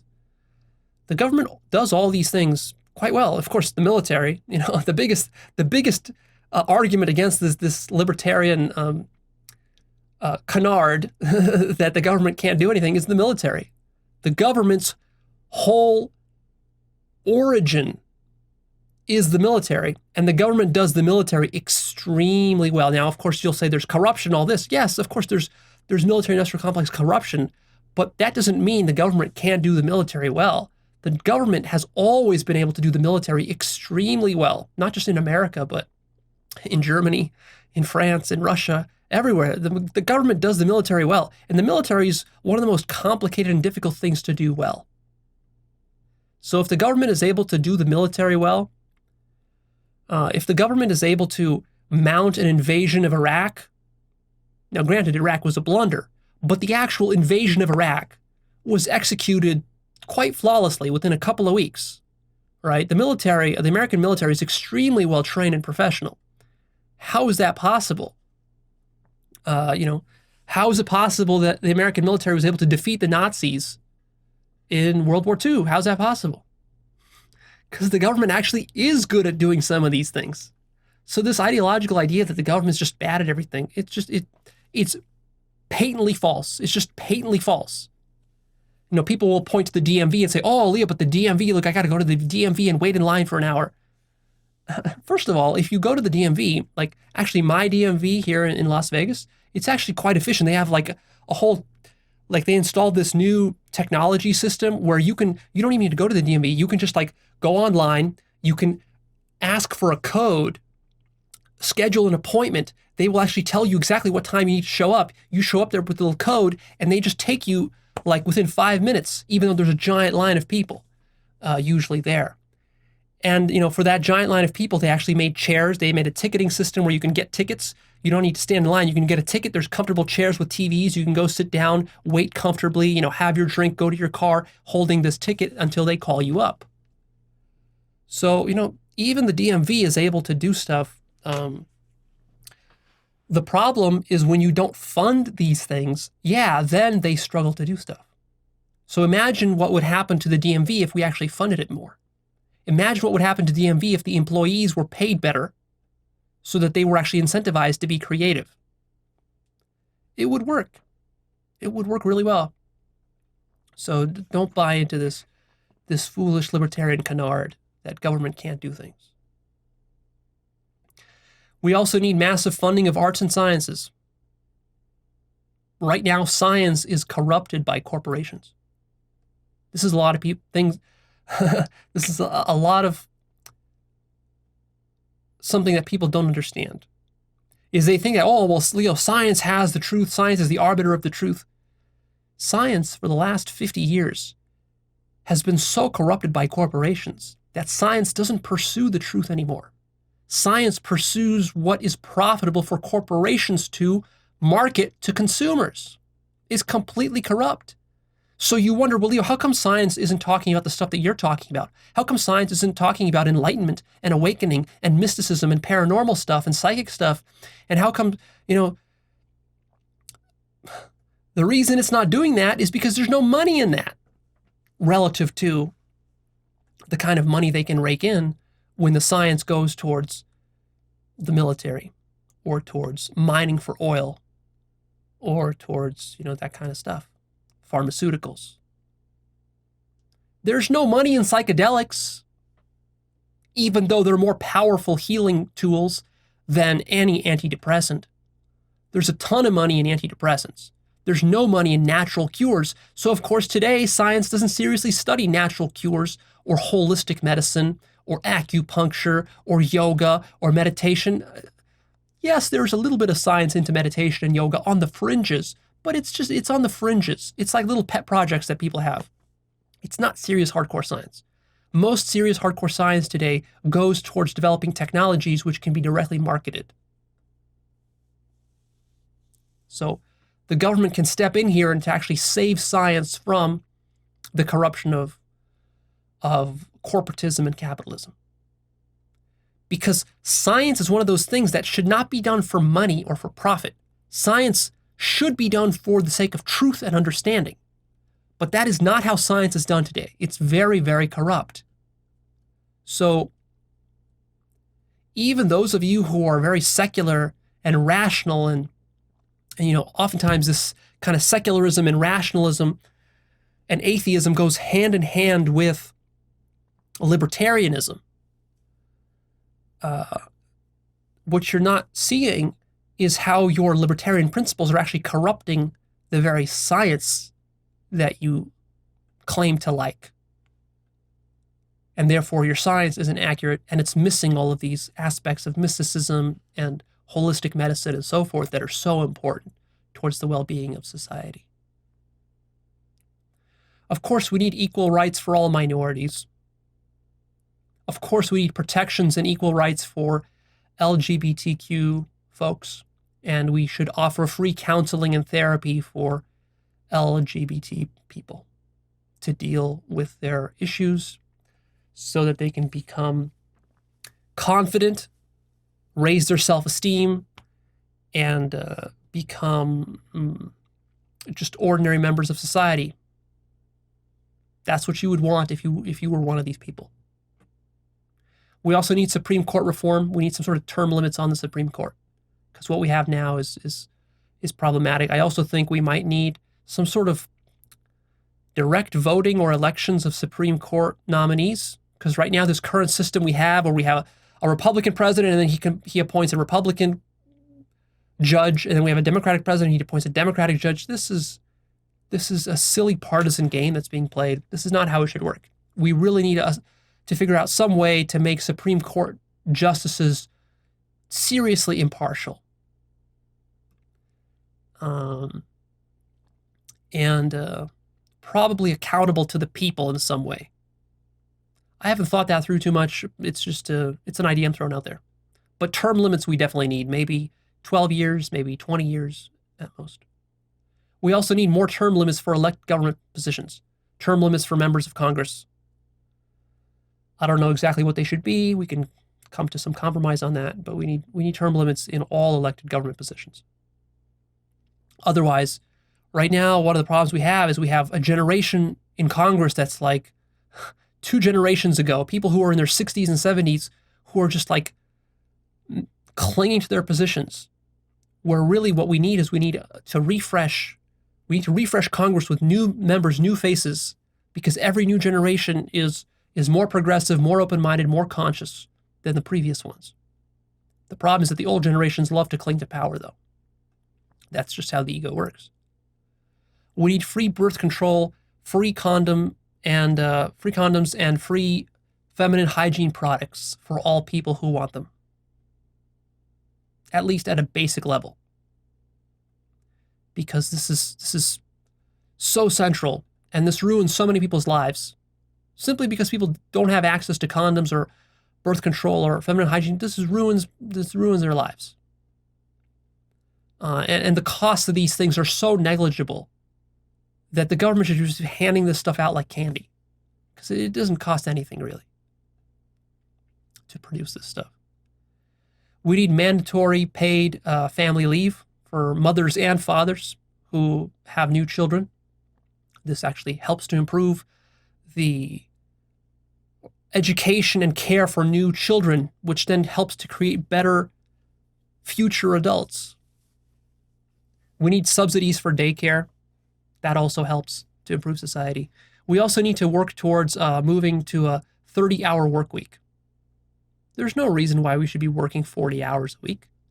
The whole point of developing wealth and infrastructure in society is that we can get to work less and less. And the less we work, the more free time we have towards self-actualization, consciousness work, awakening, and being creative, and spending time in relationships, intimate relationships with our family and with our children and our spouses.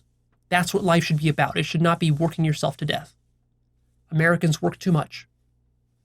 And the government is necessary to control and regulate this, because if there's no government to regulate it, then it's just like a free-for-all, and the people who are workaholics, they're hard to compete with.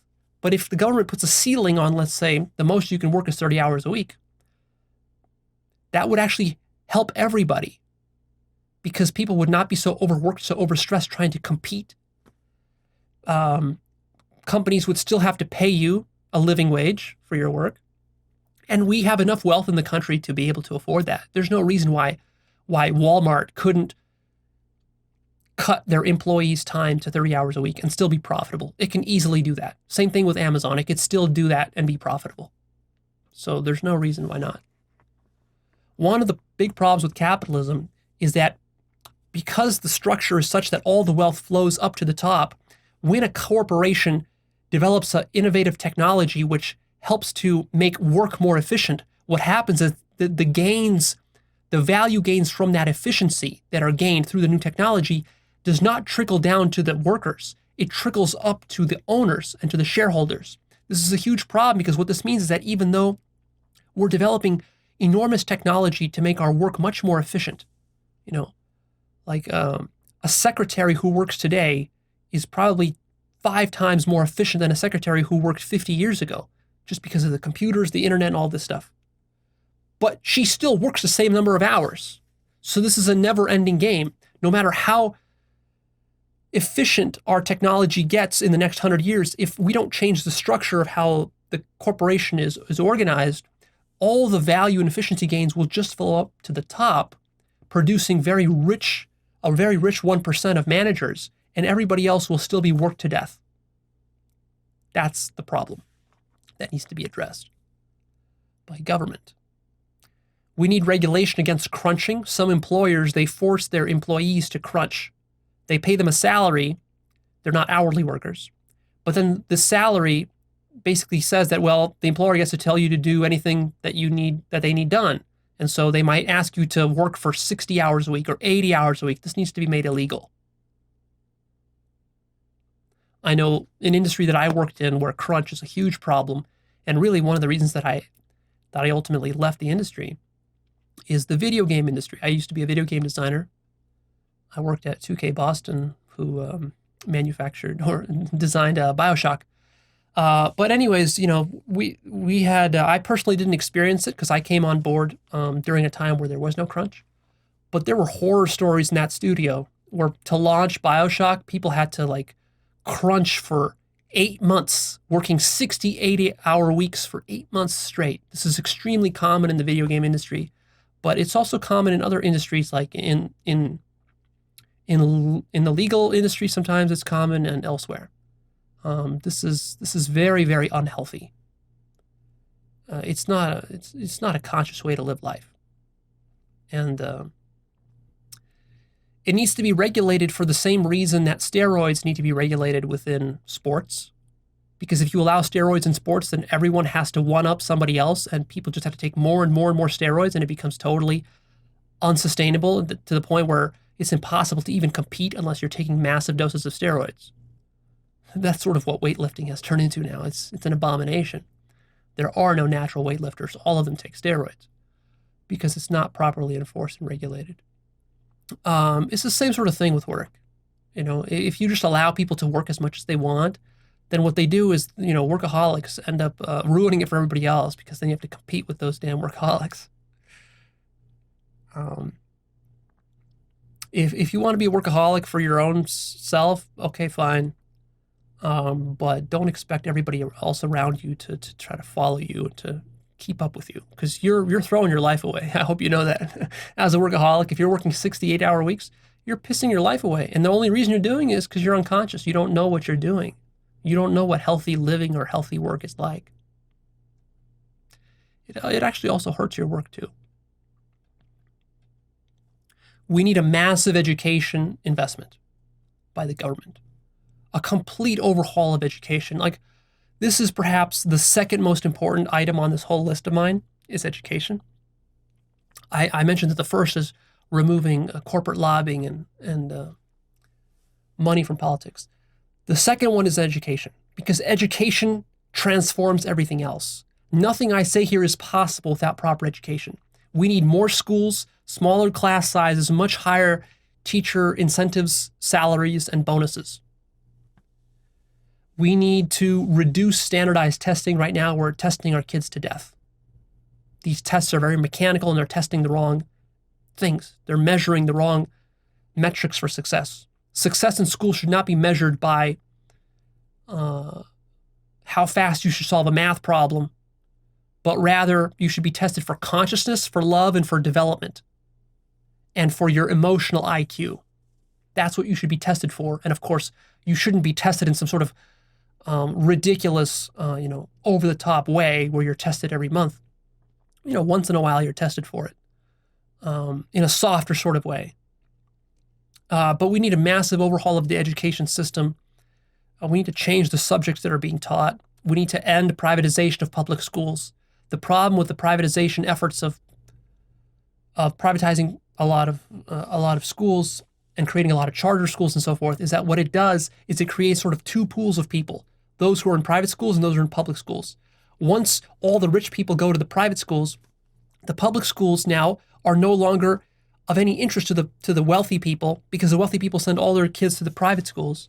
And so then the wealthy people just want to destroy and end public schools because they think it's not important. But it is important because the entire population needs to be educated in a democracy. You can't just have only the rich and the elite have good education, everybody else have crappy education. So really what I would suggest is that we need one pool of schools, no private schools, just public schools.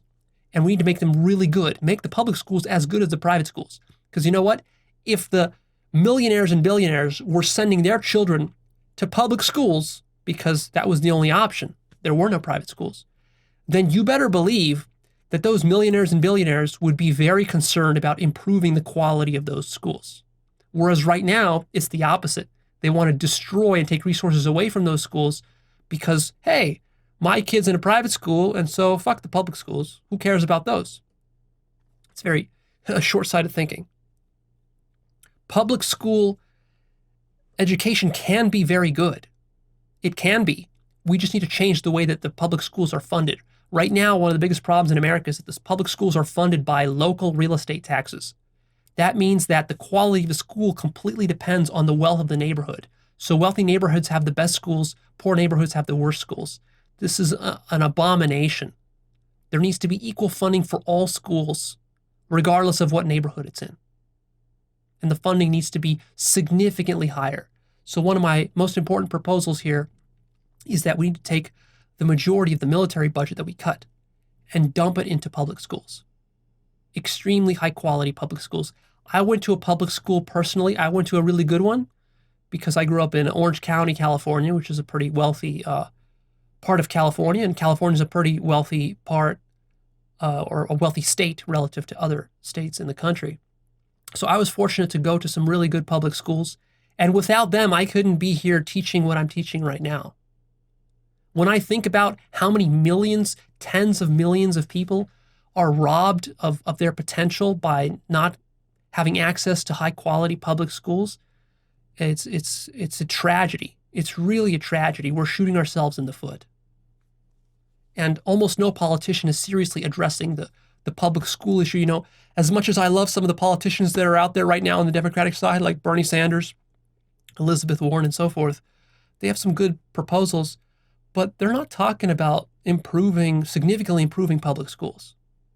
That's one of the huge oversights right now with this Democratic slate of candidates. And the Republicans and conservatives forget about it. They don't care about improving public schools. The education secretary that Trump has put into office right now is ideologically opposed to public schools, wants to basically undermine them and defund them. It's utterly absurd.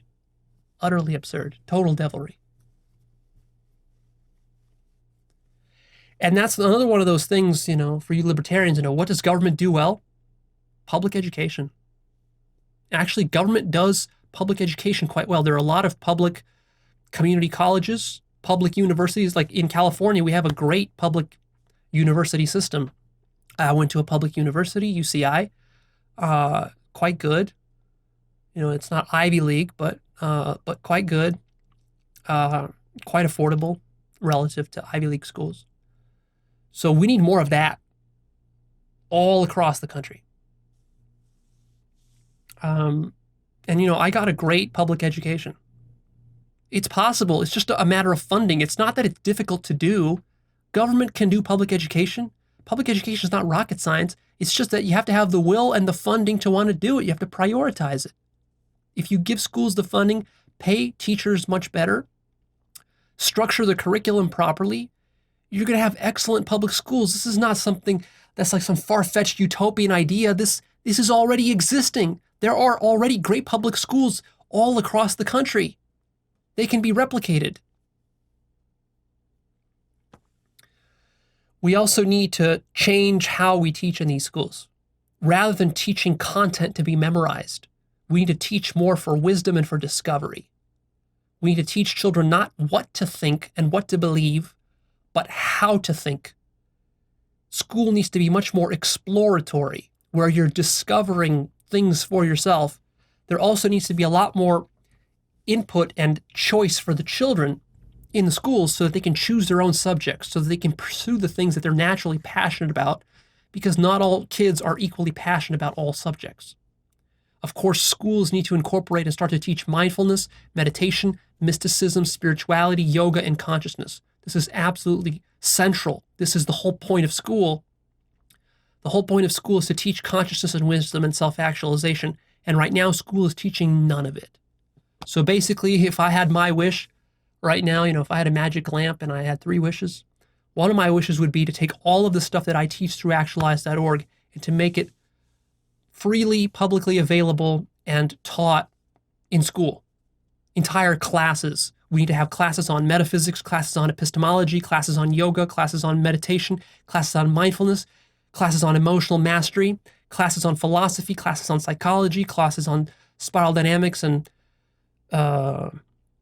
developmental psychology, classes on sociology. This would completely transform education. It would also make education much more practical, much more interesting, and students would be much more passionate about it because all of these subjects are extremely interesting and they all directly relate to your own life. Self-development and self-help needs to be the core of school, and everything else is a tangent. Of course, we're going to teach math, and we're going to teach English, and we're going to teach history. Yeah, we teach all that stuff, but all of that is secondary to the primary aim of school, which is to teach you how to be a conscious, wise, independently critical thinking human being. We will also teach basic life skills like cooking, nutrition, healthy eating, fitness, exercise. We will also teach business and marketing skills so that you're able to exit school and actually start your own business, for example. Basic finance skills need to be taught. How to do your taxes, how to calculate interest rates and make sure that you're not over budget and this sort of stuff. There needs to be a massive push for teaching relationships, conscious relationships, conscious communication skills, and conscious marriage skills. This would be a huge improvement to society. My God, how much collective suffering is created because in school we are not taught at all about conscious relationships, communication, or marriage. We also need to be taught about masculinity and femininity. How much devilry comes about because people don't have a proper understanding of masculinity and femininity. So many problems, so many self-esteem issues, so much demonization of the other side A lot of toxic masculinity is popular today, the red pill movement and all this sorts of stuff, because they simply don't understand femininity. They demonize femininity. And then females could also stand to understand masculinity more. And then this also would help with LGBTQ issues as well, because a lot of those have to do with finding your balance on the masculine-feminine spectrum, and it is a pretty wide spectrum. Parenting skills need to be taught, whether in school or in college, or maybe there's special community college programs you can take for parenting skills. This would be huge. We have so many parents raising children who have no basic understanding of parenting skills, the psychology of parenting. I have an episode called How to Raise Rockstar Kids, where I talk about some of the psychology of parenting. We need conscious politics to be taught in school as well. So all of this 4-part series, this needs to be taught in school. This needs to be standard knowledge for anyone graduating high school, for any voter. Think about the quality of voting that we would have if people were taught all of this stuff that I'm talking about. We also need high quality sex education and drug education, not fear mongering about drugs, but high quality science-based drug education. We also need to expand study abroad programs so that people actually don't just go to school here, but actually you're required, before you graduate high school, you're required to spend at least 6 months studying abroad in Japan, in China, in Russia, in the Middle East, in Europe, in South America, so that this promotes tolerance of multiple cultures and opens one's mind, grows one's mind significantly. Of course, spiral dynamics and developmental psychology need to be taught to everybody because it is so central to understanding how human beings work. And very importantly, you need to be taught how to find your life purpose. If I was in charge of school, I would have as one of my goals that by the time you leave high school, every child has found their life purpose and knows what they want to do career-wise. So everything I talk about in my life purpose course, that would just be part of the standard curriculum in school, in high school. It would be taught over multiple years. You would be guided to find what it is that you really want to be doing in life. That would enormously optimize the kind of work people do. Right now, literally hundreds of millions of people in this country are working dead-end jobs simply because nobody properly guided them into finding their true life purpose. And because of this, they're wasting 90% of their creative energy working this dead-end job where they could be doing something that they're passionate about and not only earning more money, but creating more value for the world and being happier about themselves, having a higher self-esteem, being more passionate, inspiring others to be passionate, being more loving. This is absolutely central, and it's not taught in schools right now at all. So I'm really passionate about the schooling topic. It's a massive topic in and of itself, and man, it's just so important. It's a travesty and a tragedy that we're not investing billions more dollars into this. And it's just so obvious too. It's so utterly obvious that this would improve society. There's no question about it. There's no question. I think we need free college, free universities, and free trade schools for everybody. The argument for free university is exactly the same argument as for free high school. Why is it that you're okay with free high school, but you're not okay with free college? What's the difference? There is no difference. In the modern world, modern society, high school is not enough. To be competitive in the global marketplace with all the technology that we have, you need technical skills. You need higher education. You need college. Everybody should go to college.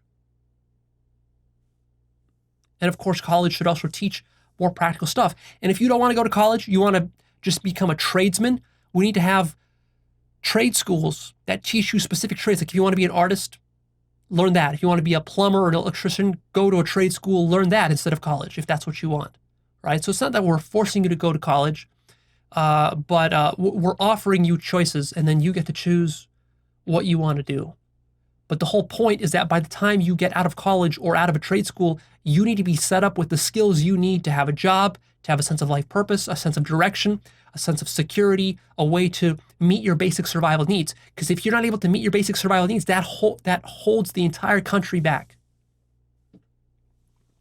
Because then you're depressed, you're angsty, you're leeching off people, you're then more likely to scam people, to exploit people, to take jobs that are not high consciousness.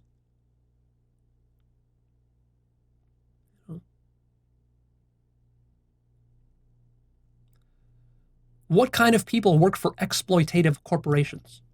The kind of people that have no other option because they have no other higher sense of life purpose because no one has helped them to find it. It's society's job to help people find it.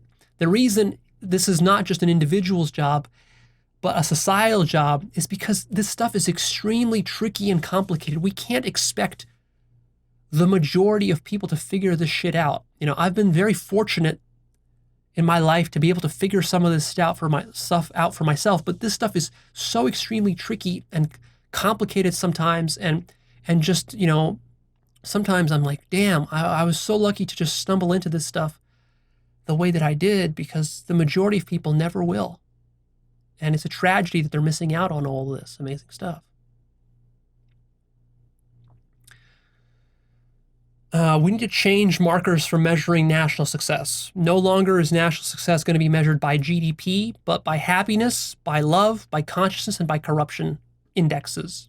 We can track these things. We can develop tests for tracking consciousness, development level, happiness level, capacity for love, and corruption index of a country.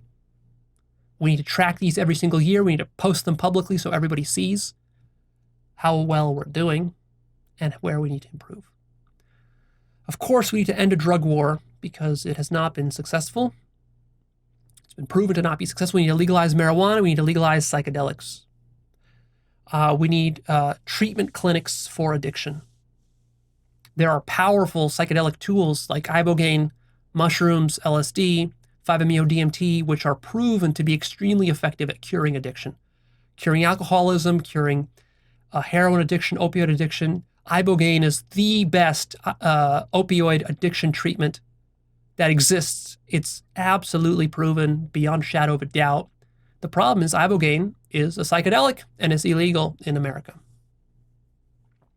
Absolutely disgusting that that's the case, but that is the case. So we need to not only legalize psychedelics, we need to popularize psychedelics. We need to have psychedelic education. We need to have psychedelic clinics available in all neighborhoods where you can go in. There are trip sitters there. They will provide you with free psychedelics. The psychedelics are totally pure. Any psychedelic you want. There are classes and courses that you can take that train you how to properly take psychedelics so that you don't freak yourself out. And then you are guided by experts, by experienced trip sitters and psychonauts in these various clinics. They will guide you and show you how to trip properly, how to have profound mystical experiences, how to raise your consciousness, how to develop yourself, how to cure your depression, cure your anxiety, cure your panic attacks, cure your PTSD, experience God and all of this. Just this one change, these psychedelic clinics, if we implemented this would transform all of society within a few generations, which is precisely why people resist it so much. We need massive funding for small business and entrepreneurship. Take away the subsidies for large corporations that don't need them. Give them to young, budding entrepreneurs who have new, exciting ideas for new inventions and technologies. We need massive funding for objective journalism. Journalism is getting corrupted and squashed under this rampant capitalism that we have. Right now, much of cable news is not really journalism. It's clickbait and sensationalistic news. It's tabloid news. This lack of serious objective journalism in mainstream media is seriously harming the entire society and all of our political discourse. And there need to be serious protections for journalists so that journalists can do the reporting without being prosecuted, persecuted, or threatened by government officials or anybody else. We need massive funding for broadband internet in rural areas in America. We need to increase the budget for space exploration. And the reason we need to do that is for two reasons. First of all, because, well, actually, three reasons. First of all, because space exploration, that's a huge new business field that's going to be opening up in the centuries to come. So government helping to spur that on is great because it's going to help the economy. Also, it's going to help to develop new technologies as we push ourselves to the cutting edge of what's possible with space exploration.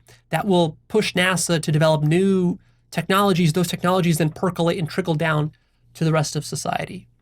This has been shown to be true with various kinds of work that NASA has done in the past with the moon landing and so forth. Also, because it's inspirational. The human race needs something beyond itself to work towards. It can't just be us here trying to get rid of poverty and trying to, have a better, more comfortable life and driving a faster sports car. It can't just be about that. It needs to be about something higher. Something higher is exploring the outer reaches of space, maybe even finding outer, life in outer space, maybe even beginning to interact with it in some way. All this stuff might sound like science fiction, but it's going to happen. It's just a matter of time. So we might as well, we might as well embrace it. I think it's also important that we fund some sort of meteor defense system. NASA should be working on a system to protect us against asteroid or meteor strikes. This is a very serious problem, and we can pitch in all the different government agencies, space agencies from around the world can pitch in. The Europeans, the Indians, the Chinese, the Japanese can all chip in to build this defense system, because this could literally wipe us out in a single day. And it's directly related to our survival. We need better funding for national parks, museums, and monuments. We need a much stronger consumer protections agency, which was recently developed by Elizabeth Warren, a presidential candidate right now. The Consumer Protection Agency is a brilliant idea. We need to massively expand it and massively fund it. It protects consumers against various kinds of corporate shenanigans and fraud, against banks exploiting you with various kinds of fees and loan sharking and all this sort of stuff. I think we also need a special agency like the Anti-Corruption Enforcement Agency that specifically hunts out corruption within government, within police, within all areas of public and corporate life, and roots that shit out.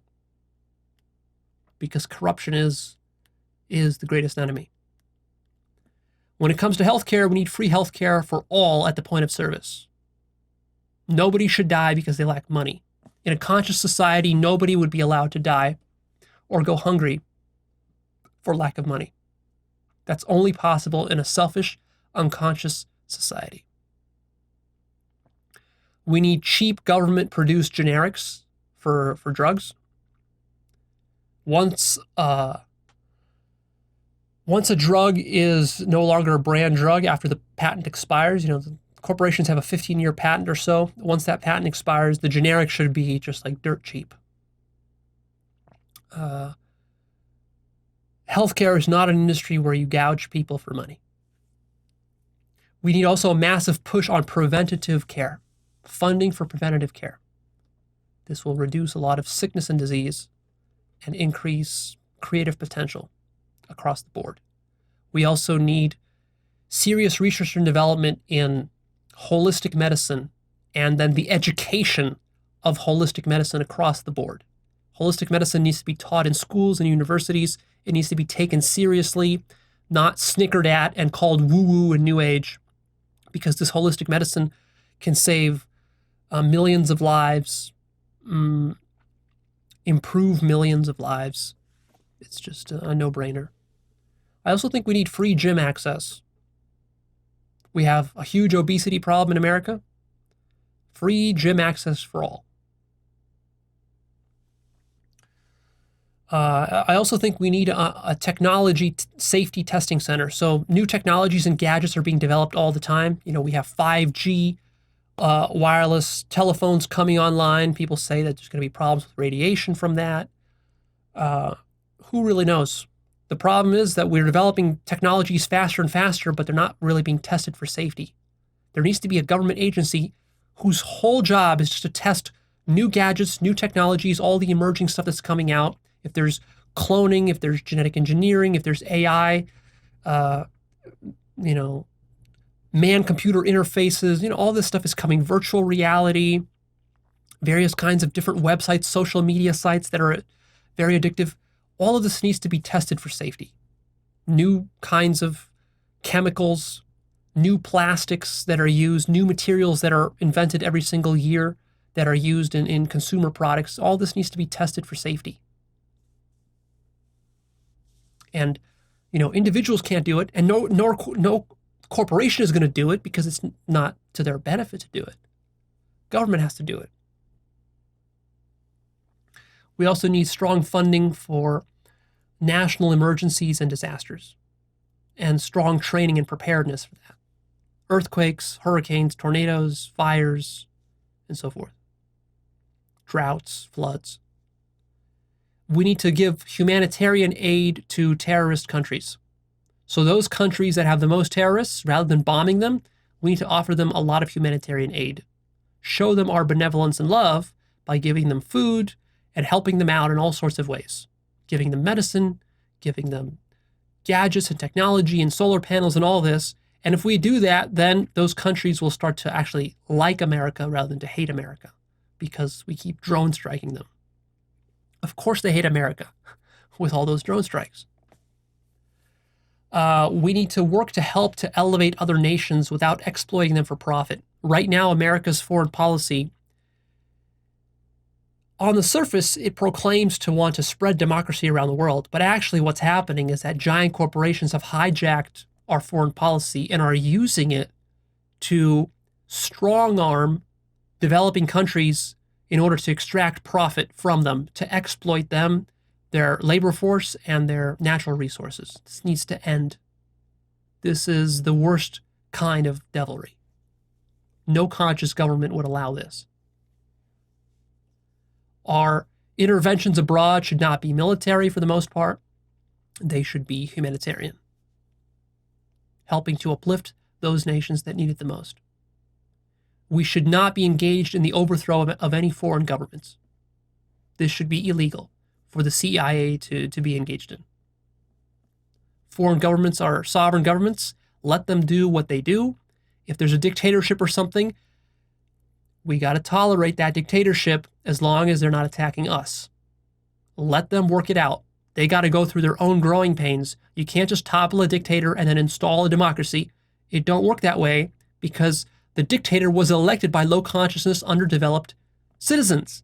So toppling him is not going to solve that problem, as Iraq and Syria and Afghanistan have shown us.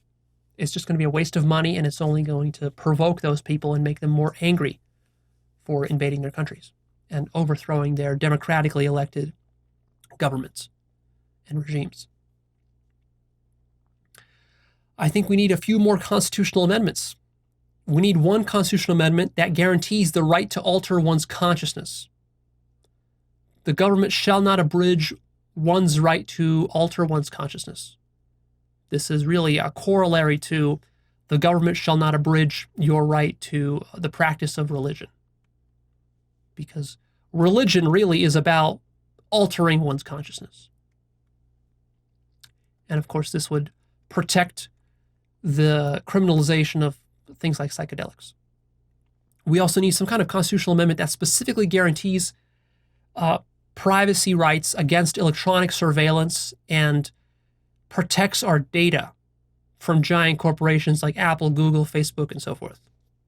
So there needs to be some serious constitutional protection for that, and from NSA warrantless wiretapping and spying, which is completely out of hand and obnoxious. Social media platforms need to be treated as public utilities. So Facebook is a public utility, YouTube is a public utility, Instagram, and so forth. And search engines need to be public utilities. So Google is a public utility. They can still run the show. They can still make money off of it, but there's now going to be acknowledged that these are way too massive and too important to simply be under corporate control, and that there needs to be significant public oversight over all of these platforms to ensure that they're fair, unbiased, and not overly corporatized. Certain marketplaces, digital marketplaces, also need to turn into public utilities. For example, Apple's App Store, the Amazon Marketplace, perhaps places like eBay.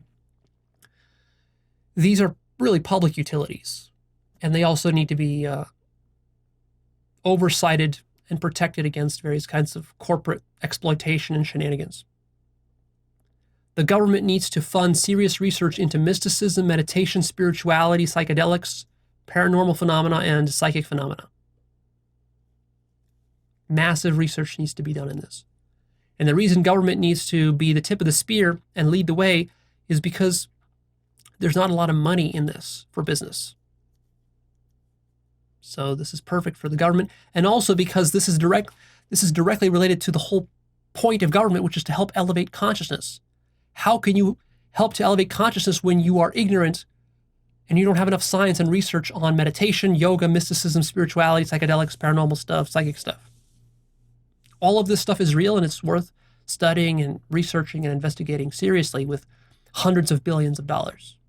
I want to see clear scientific research about which meditation techniques are better for which people, which psychedelics are best for which types of illnesses and problems, how they work exactly, and all of that needs to be figured out.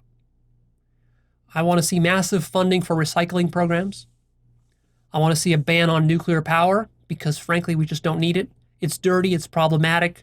Earthquakes and tsunamis create all sorts of radiation problems, meltdowns, and so forth, as we've seen in Japan and Russia and elsewhere. We can do just fine with solar energy. By subsidizing solar energy, I don't think we really need nuclear or anything else. Balanced budgets for you conservatives. I'm a big balanced budget guy.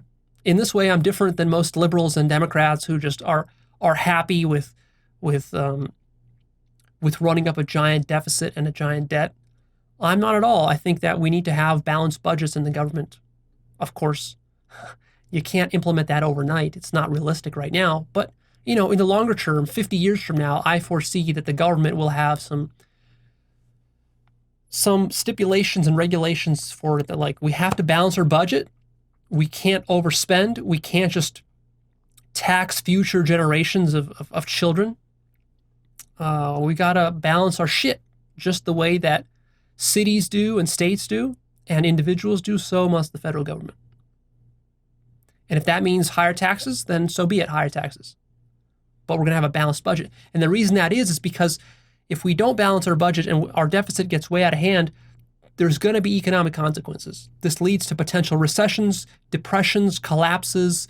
It leads to anxiety and lack of confidence in the system. It leads to down ratings of our bonds and credits by national rating agencies and so forth. So it's not healthy to be overspending. I think we also need to change the way that fines are issued for breaking laws. Fines will no longer be fixed prices or fixed amounts, but rather a percentage of one's net worth. So, for example, if I once heard a story that Steve Jobs, when he was alive and he was running Apple, he was a billionaire, he had a lot of money, and he would like to drive really fast, and he would like to park like in illegal ways. I guess it was like parking in handicap zones or something, or he would just drive too fast. So probably a combination of those. But he didn't care. He would get so many tickets, he didn't care because, of course, for Steve Jobs, paying $500 for a speeding ticket or $200 for a parking ticket is nothing. Whereas if you're poor, if you work at Starbucks earning minimum wage and you get a speeding ticket for $500, that's like 10% of your entire net worth right there. This is completely unfair because the whole point of a fine is to disincentivize some activity. So when you get wealthy enough, basically all the fines that exist for poor people are completely irrelevant to you and no longer serve as a disincentive. That means you can act like an asshole with impunity. So what I propose is that the fine is a percentage of your net worth. So, for example, if Steve Jobs is caught speeding, the fine in the law is not defined as $500. The fine is defined as 2% of your net worth. So Steve Jobs, if he's caught speeding, he'll have to pay $500 million. Now that's a proper incentive. And it's fair and it's proportional because, hey, when a poor person earning minimum wage is caught speeding, to them, that's a life and death problem. To them, that $500 fine, that is like 5 or 10% of their net worth. That's big for them. And they actually need that money more than Steve Jobs does.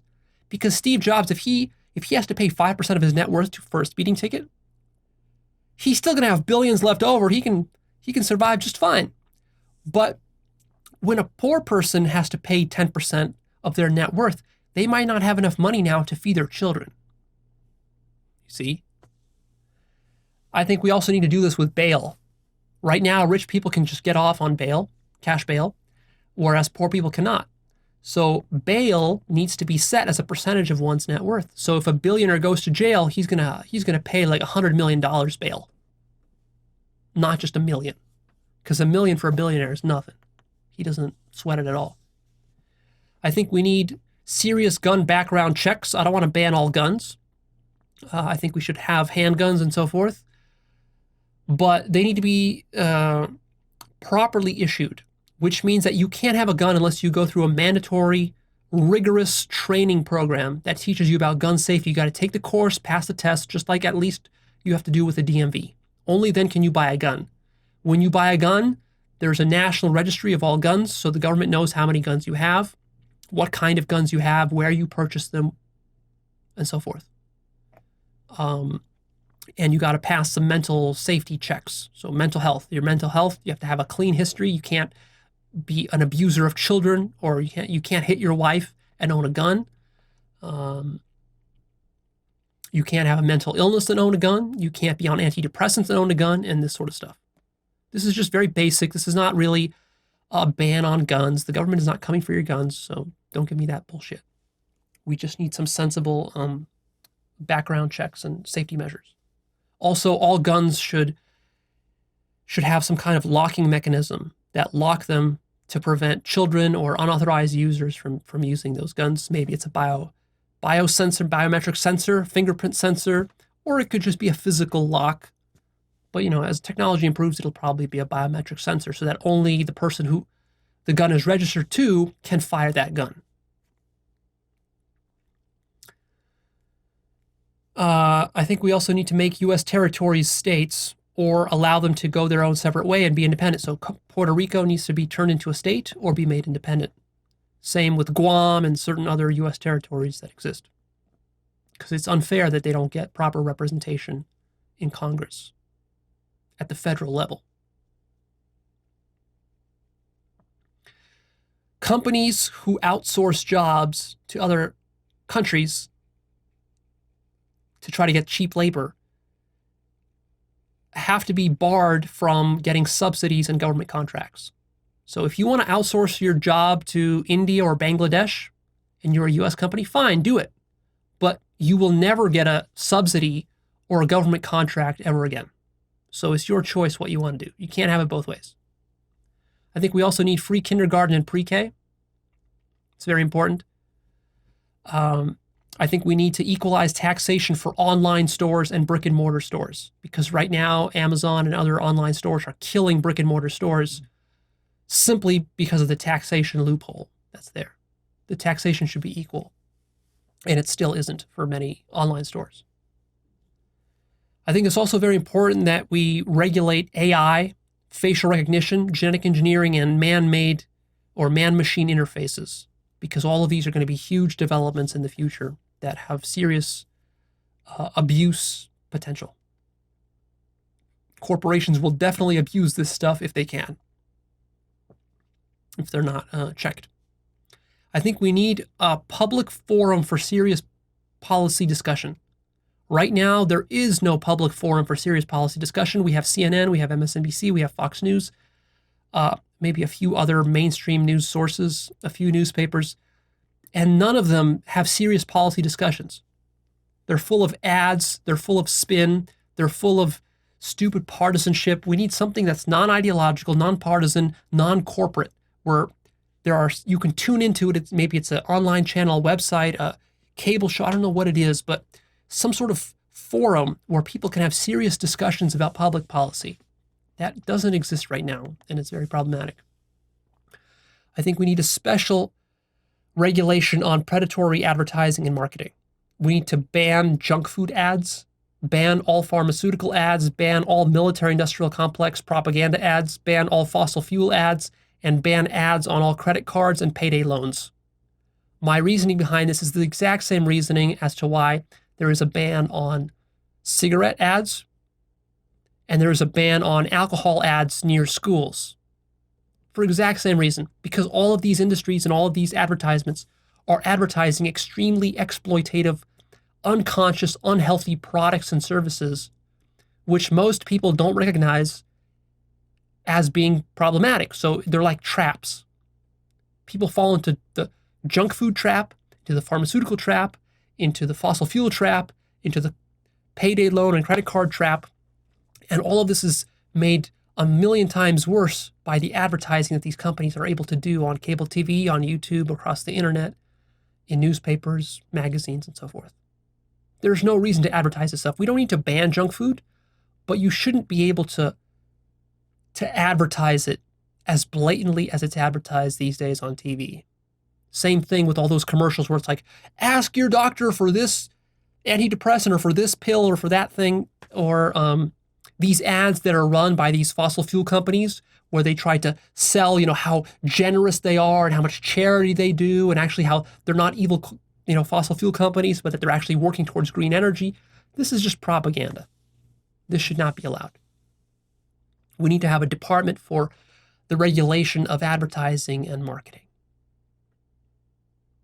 We need to bring truth and integrity and consciousness to advertising. This is a huge problem. I also think we need a department in the government for the empirical testing of public policy, which means that any public policy which is enacted will be split tested, and it will be carefully monitored, and then those results will be delivered back to the people and to the politicians so that we can then make better informed choices. So for example, if we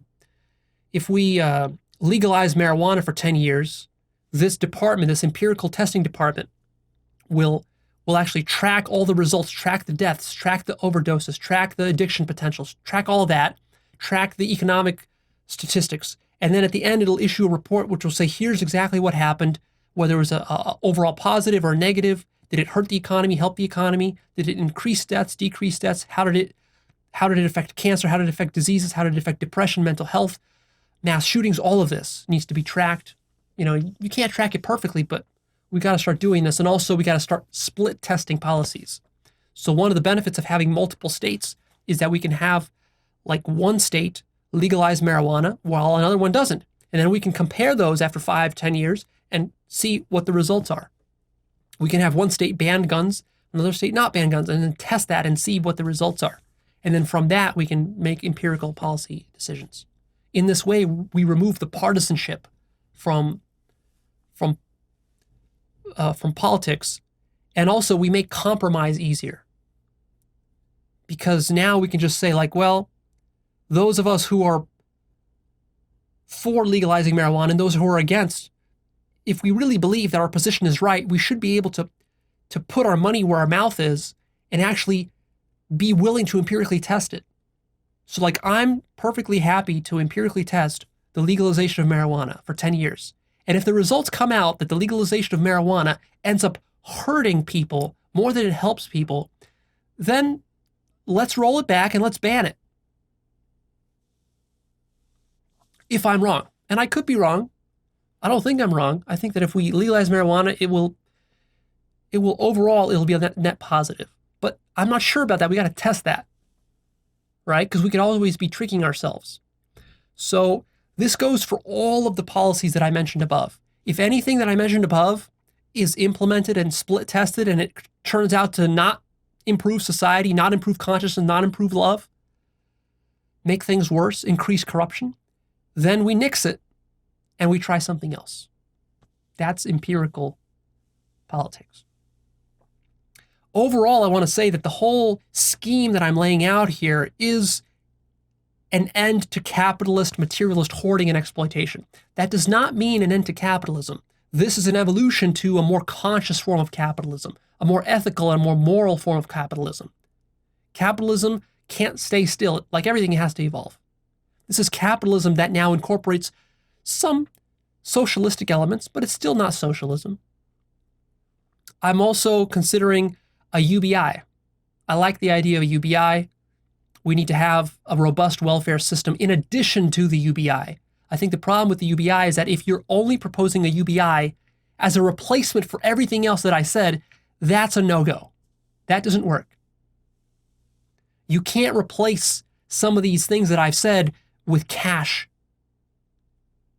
A lot of the things that I talked about here are way more valuable than cash. There's no amount of cash you can give a person to buy some of the things I talked about. No amount of cash will buy you clean water. No amount of cash will buy you a good education and eliminate corruption in government. No amount of cash is going to do this for you. So a UBI has to be in addition to various other social safety nets. Basically, what I'm aiming at here with all these policies is that we're trying to get society to a point where all of the basic needs of a human being are fully satisfied. Food, shelter, school, college, education, daycare, childcare, medical care, retirement, disability, your job, your career, all of that is basically made easy and effortless within society. Now, of course, this is a long-term goal. We can't do this in the next election cycle. I'm talking about a few hundred years into the future. This is what society is moving towards. We're also moving towards a more world government, more global cooperation. Of course, individual countries will still retain certain individual sovereignties and rights in the same way that states do within the United States. Individual states still have a lot of power within the states, but there will also be an overarching umbrella government. And the key to that is we want to get to a point where we have a global military force. One global military force where the individual forces of individual nations are abolished. And the reason we want to do this is because this will save us an enormous amount of waste within military. Right now, countries waste hundreds of billions of dollars every single year on useless weapons of mass destruction just for their own personal defense in case they get attacked or they want to attack somebody else. And this is so wasteful, and they need to do that, and they're all doing it because it's sort of an arms race. So the whole point is that if we could get everybody in the world to unionize and to start to agree that we don't need to attack each other anymore, to the point where we completely eliminate the possibility of war. And what we have then is we just have a global military force, which we still need in case, some bad actor erupts, but this will be a rare occurrence. In this way, we will be able to save a massive amount of resources for every country. And those resources, instead of being used on external wars and battles, will be able to be used internally to improve the infrastructure of the country and do all the other stuff that I've talked about. And in this way, we will actually end up cutting taxes.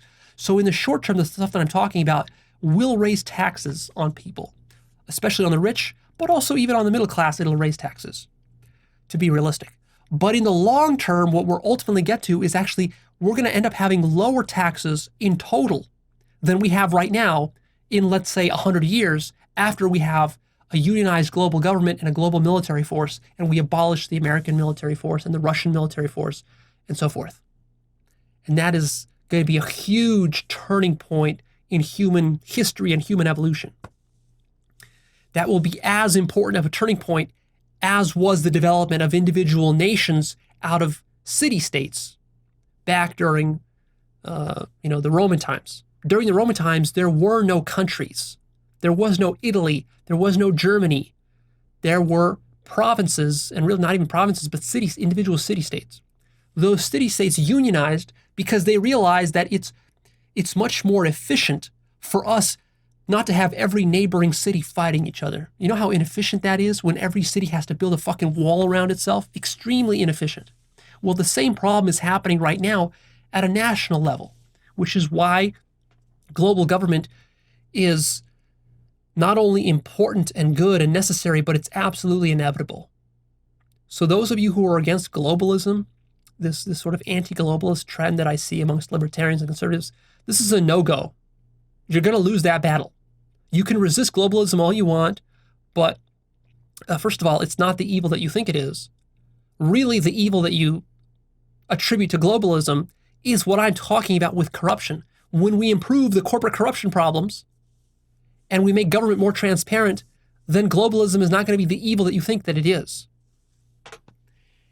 And this will save us an enormous amount of resources if we're able to eliminate war between different nations in the same way that we have eliminated war between different cities. Have you noticed that different cities don't fight with each other? Like New York and Los Angeles don't fucking launch weapons and missiles at each other. California doesn't launch missiles against Texas. Why is that? Precisely because we've unionized at a higher order. And that's what all of reality is doing. It's creating unions at a higher order. This has been happening throughout all of human history. It's going to continue to happen. So don't resist it, embrace it, and reap the benefits. All right, that's it for all my policy proposals. I still have some more concluding remarks. Let's take an intermission right here, and I'll be back with those. Okay, now I want you to notice a few things about the things that I just said up above. First of all, I want you to notice how tangible many of these policies are. And so here is where the rubber meets the road and where conscious politics becomes very practical. And it's not just utopian philosophy. Even though, of course, some of the things that I said will be difficult to implement because there will be a lot of resistance from the status quo. And of course, some of the things I said can sound utopian because it might take 50 or 100 years to implement them. But also a lot of the things that I said are very practical, can be done today. I also want you to notice that the purpose of all of the policies that I mentioned is actually to increase freedom. So if you love freedom, that's what I'm talking about here. This is not designed to create some oppressive world government which rules you and dominates you. This is not what this is about. This is an increase in freedom. But you have to understand that freedom is a complex, nonlinear, counterintuitive thing. And that we need to strike a delicate balance. It's not just as simple as letting anybody do whatever they want. That doesn't really truly create freedom. To truly create freedom, you have to hold in check and you have to create limitations, strategic, careful limitations upon certain elements of a system such that there is more freedom for other elements of the system. You see? By meeting people's basic needs, by providing a basic social net, safety net, by providing quality education, quality healthcare, and some of these other things, by limiting corporations' ability to influence and corrupt politics. Yes, those are all strategic limitations, which on the surface might seem like, oh no, Leo, it's not freedom, it's oppression. But look at what it gives you. It then creates an environment in which you're able to truly have new, more complex orders of freedom. How free are you really if you don't get a proper education? How free are you really when corporations have bought out your entire government using billions of dollars of lobbying money? Are you really free in that situation? How free are you really when a corporation is free to dump toxic radioactive chemicals in rivers? Is that really freedom? I want you to start to appreciate the complexity of freedom. It's not nearly as simple as your libertarian ideologies and conservative ideologies have led you to believe. I also want you to notice, very importantly, that none of the above that I've mentioned is yet proper socialism. Of course, if you're conservative, you might interpret what I'm saying as socialism, but really it's not. And I myself am a capitalist. I enjoy earning money. I enjoy having a profit.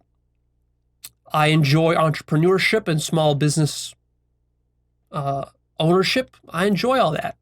And generally, I think that's a good thing, and I want to encourage more of that. I don't want to take that away. But also, we have to acknowledge what happens when business becomes excessive, when corporatism becomes excessive and starts to corrupt the whole system. So the reason that all the stuff that I said above is not really socialism is because the proper definition of socialism is public ownership of the means of production. That means all the factories, all the companies are actually privately or publicly owned rather than privately owned. And I have not said that. I think that's a problematic idea. I think there's some interesting ideas there, some nuggets of truth, but also it's problematic. I wouldn't want to just blanket say that we should eliminate all private ownership of the means of production. There's problems there. So in my system, private property is still strong. You can still start a business. You can earn a business, you can run a business, you can have employees, you can earn good money. Most industries in my system are still privately run. So even though it might sound like I said the government gets to do a lot of stuff, the government gets to manufacture generics, the government gets to run the post office, the government gets to do various research and development of things and so forth and run the space program. There's still plenty of room for private industry in all this. And still, the majority of industries are going to be privately run. It's really only the giant businesses that are being heavily regulated, as they should be. Having giant businesses monopolize the marketplace to the point of eliminating all competition, which is exactly what they're incentivized to do, because a business wants to eliminate all competitors. That is not healthy capitalism. And in fact, Adam Smith talked about this. He talked about the need to carefully regulate capitalism so that it doesn't just dominate and rig the entire game in its favor, or corporations don't do that. You're still allowed to make good profits. You still can be a millionaire. You can even become a billionaire under my system, but you will pay more for it, and it will be harder. That's right, because if it's harder for you to become a millionaire and a billionaire, that means it's easier for people who are not earning that much to survive. So there has to be some trade-offs here. So this notion that somehow, oh, Leo, why do we have to inconvenience the millionaires and the billionaires? Because the whole point of this discussion is we're talking about what is the proper redistribution of resources. Resources in society are always being redistributed. There's no such thing as like, well, if we leave it all alone, then there's not going to be a redistribution of resources. No, the game is always about distribution of resources. So the question is, what's the most healthiest, harmonious, balanced, most conscious way of distributing resources? Making it harder to be a millionaire and a billionaire is a good thing for society, not a bad thing. Because what that means is that then it's easier for working class people to be in the middle class. Yes, it's a bit of a drag on millionaires and billionaires, but you know what? Tough shit. There's bigger problems in the world to worry about than billionaires and millionaires.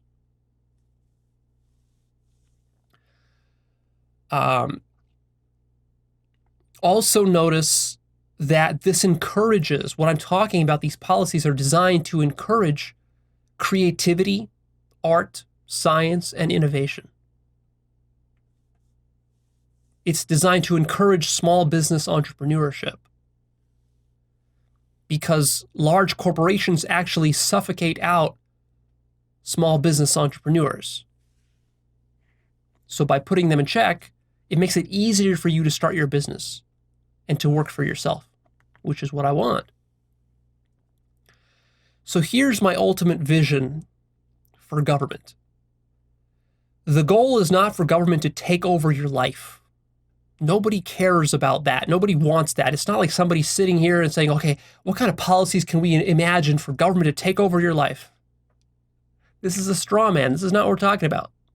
The goal of government is to make strategic decisions, to unrig the system, and to create a system which is a fertile environment for creativity, exploration, independence, flourishing, autonomy, health, harmony, fairness, consciousness, love, peace, and happiness. That's what we all want. So then the question becomes, what kind of policies help to do that? And I think the ones I listed above are good candidates. Now, they need to be tested out, and the details, of course, matter about how they're implemented, and we need to find the right priorities in which to implement them. We can't do them all at once because it's way too much. But generally, this should lead to creating an environment where the rules are set in such a way that then human beings are able to do what they want to do, live the kind of life they want to live. See, right now, you're not able, or many people in America are not able to live the life they want to live because they're stuck in crippling wage poverty or wage slavery, or they're stuck with huge medical bills, which they can't do anything with, and it makes them go bankrupt. Or they're stuck, babysitting their children because there's not proper health care or child care that's available to them, daycare. Or they have to work a dead-end job because they didn't get a good education when they were growing up, because they just happened to be born into a poor part of the country where the taxation scheme, the real estate taxation scheme, was such that their school wasn't properly funded. You see? So we're trying to fix that and create a more fair system. Now, many of these changes that I'm proposing require significant cultural changes. And this is the thing that annoys people, especially many conservatives and traditional people. It makes traditional people uncomfortable that we have to make all these cultural changes because they want their culture, to stay as it is because they're attached to the culture. But guess what? Culture is always changing and always evolving. Always has, always will be. You can't cling to culture. That's a losing battle. I understand, though, that some people can feel attacked when we start talking about changing culture, especially changing it too radically or too quickly. I understand that.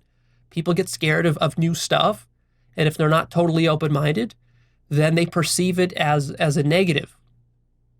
And so that's why we have a lot of these culture wars, and a lot of what conservatives are reacting against with the social justice warriors and the liberals and progressives is they're reacting not so much against the policies, because the policies would actually be helpful to many conservatives.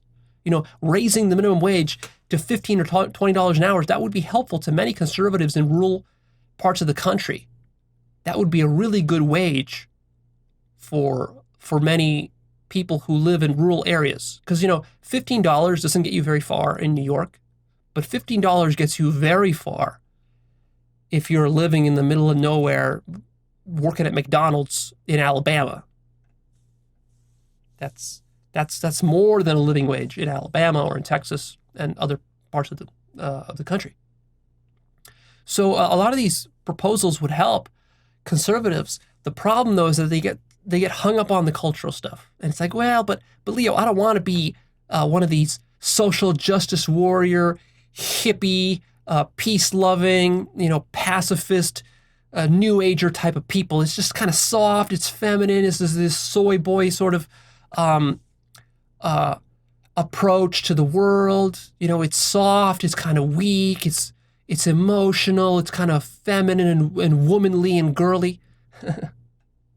Yeah, you're opposed to a sort of a cultural shift. So really, your objection is not based on the policies. It's based on identity. You're attached to certain identity, certain hyper-masculine identity, certain sort of macho identity, certain traditional identity, trying to preserve your heritage, preserve the way things were, preserve a certain set of libertarian ideals that you hold. So this is one of the greatest obstacles that we're facing here. Again, like I said, this is why we can't have nice stuff. To have nice stuff, we have to be willing to let go of the stuff that we're clinging to. And this is where identity becomes such a central issue. All of personal development, all of spirituality, all of life revolves around what you're identified with. And so, like I said, for society to evolve, individuals have to evolve. And what is individual evolution but the surrendering of limited identities to expand into larger ones? Likewise, what is the evolution of a culture or of a society but the surrendering of various collective identities that people are attached to? It's very much like a lobster or a crab or a snake shedding its shell or its skin. It goes through various growing pains, and when it first sheds that skin, it has this hard carapace. This lobster has this hard carapace which protects it from the world, but then it has to shed that, and in the process of shedding it, first of all, that process is uncomfortable. It takes a while. But then after it sheds its old carapace, its new carapace isn't fully hardened yet. It's kind of soft, and it feels vulnerable. That's right. That's how growth is done. But that's necessary because the old carapace was so rigid, it was literally stopping the muscles and all the meat and the bones in the lobster from growing and expanding to a larger size. This is exactly what's happening with you individually as you're doing self-improvement, and exactly what's happening politically, collectively as well with our culture. So let me address some top objections here that people have about what I'm proposing. The first one is this: but Leo, won't all these benefits that you're trying to give to people, free healthcare, free education, free this, free that, UBI, all these nice things, won't this make people lazy and soft and weak? What will people do once government provides all their survival needs and benefits? What's left in life? Are they just going to be like lazy, sitting around watching TV and smoking weed? Is that what you envision? No, not at all. You don't understand how the human psyche works if you have this objection. What these people will do is they will self-actualize. You see, as we meet the basic needs of life, we're meeting the survival needs. And then life doesn't end at meeting your survival needs. Life then becomes about shifting from tier 1, meeting survival needs, to tier 2, which is working on being needs. And these are the most profound and the most rewarding needs to work on. It's no longer about making sure your children are safe, making sure you can pay your electric bill, and making sure you have enough food in your fridge. These are all very crude, animalistic, barbaric sort of needs. Once you've got all that taken care of, now it becomes about all the other great stuff about life, the most rewarding stuff. It becomes about a sense of life purpose. It becomes about helping others and helping your community. It becomes about building something greater than yourself. It becomes about creativity. It becomes about art. It becomes about science for the sake of understanding. It becomes about philosophy. It becomes about self-actualization. It becomes about then ultimately self-transcendence and spirituality and mysticism and consciousness. And then ultimately it becomes about just a pure radiating of love. Once you've completely gone beyond all of your needs, all of your physical needs, once you don't even care about physical existence, once you have transcended the need to even be alive in a body, your life becomes about exuding and radiating and embodying the highest forms of love. And this is where life becomes the sweetest. This is where true happiness is found. This is what every human being really wants, but doesn't know that they want because it's so far out there and they're so far away from it because they're just so wrapped up in survival that it's not even on their radar. They don't have enough vision to see that. And what Actualized.org is about, it's about helping you to self-actualize and to live a life from being needs, not from survival needs. So in this sense, this is an advanced teaching. And actually, a lot of you, what you need more fundamental, simpler, less advanced teachings, which just teach you how to get your survival needs met. But in a sense, I'm teaching advanced stuff to advanced people here. That's the objective. So I skip over a lot of how to meet your basic survival needs. I could have a whole channel devoted just to how to meet your basic survival needs, and you guys would love it. I would have millions of subscribers. You guys would pay me millions of dollars for that information. I don't do it because I've risen above it and it's not really that interesting to me. Also because you can find that information elsewhere. There's plenty of other channels and books and courses that have been written. Most of self-help is about that. I cover more metaphysical topics, more advanced stuff, the stuff that is very, very tricky. And so I also, what I also do is I help you to make the transition from survival needs to being needs. So we do kind of talk about both and talk about how to move up. But so the point of society doesn't end with satisfying your basic needs. People are not going to become lazy. Rather, people will finally become free to pursue being needs, and they will finally discover what life is really about. They will become powerful creators, artists, innovators, scientists, inventors, healers, and explorers. Right now, less than 1% of the population in America are powerful creators. You only become a powerful creator once you transcend many of your survival needs. And the reason that we have so few powerful creators is because the very structure of our economy and our society and our government is such that it incentivizes manipulation and exploitation of human resources rather than original creativity and true original providing of value. This is not part of our culture. Our culture doesn't even make such distinctions. In our culture, it doesn't matter how you earn money. As long as you earn lots of money, good. That's how our culture looks at it. In the future, our culture will change such that earning lots of money will no longer be a significant achievement. Rather, the significant achievement will be, how are you earning your money?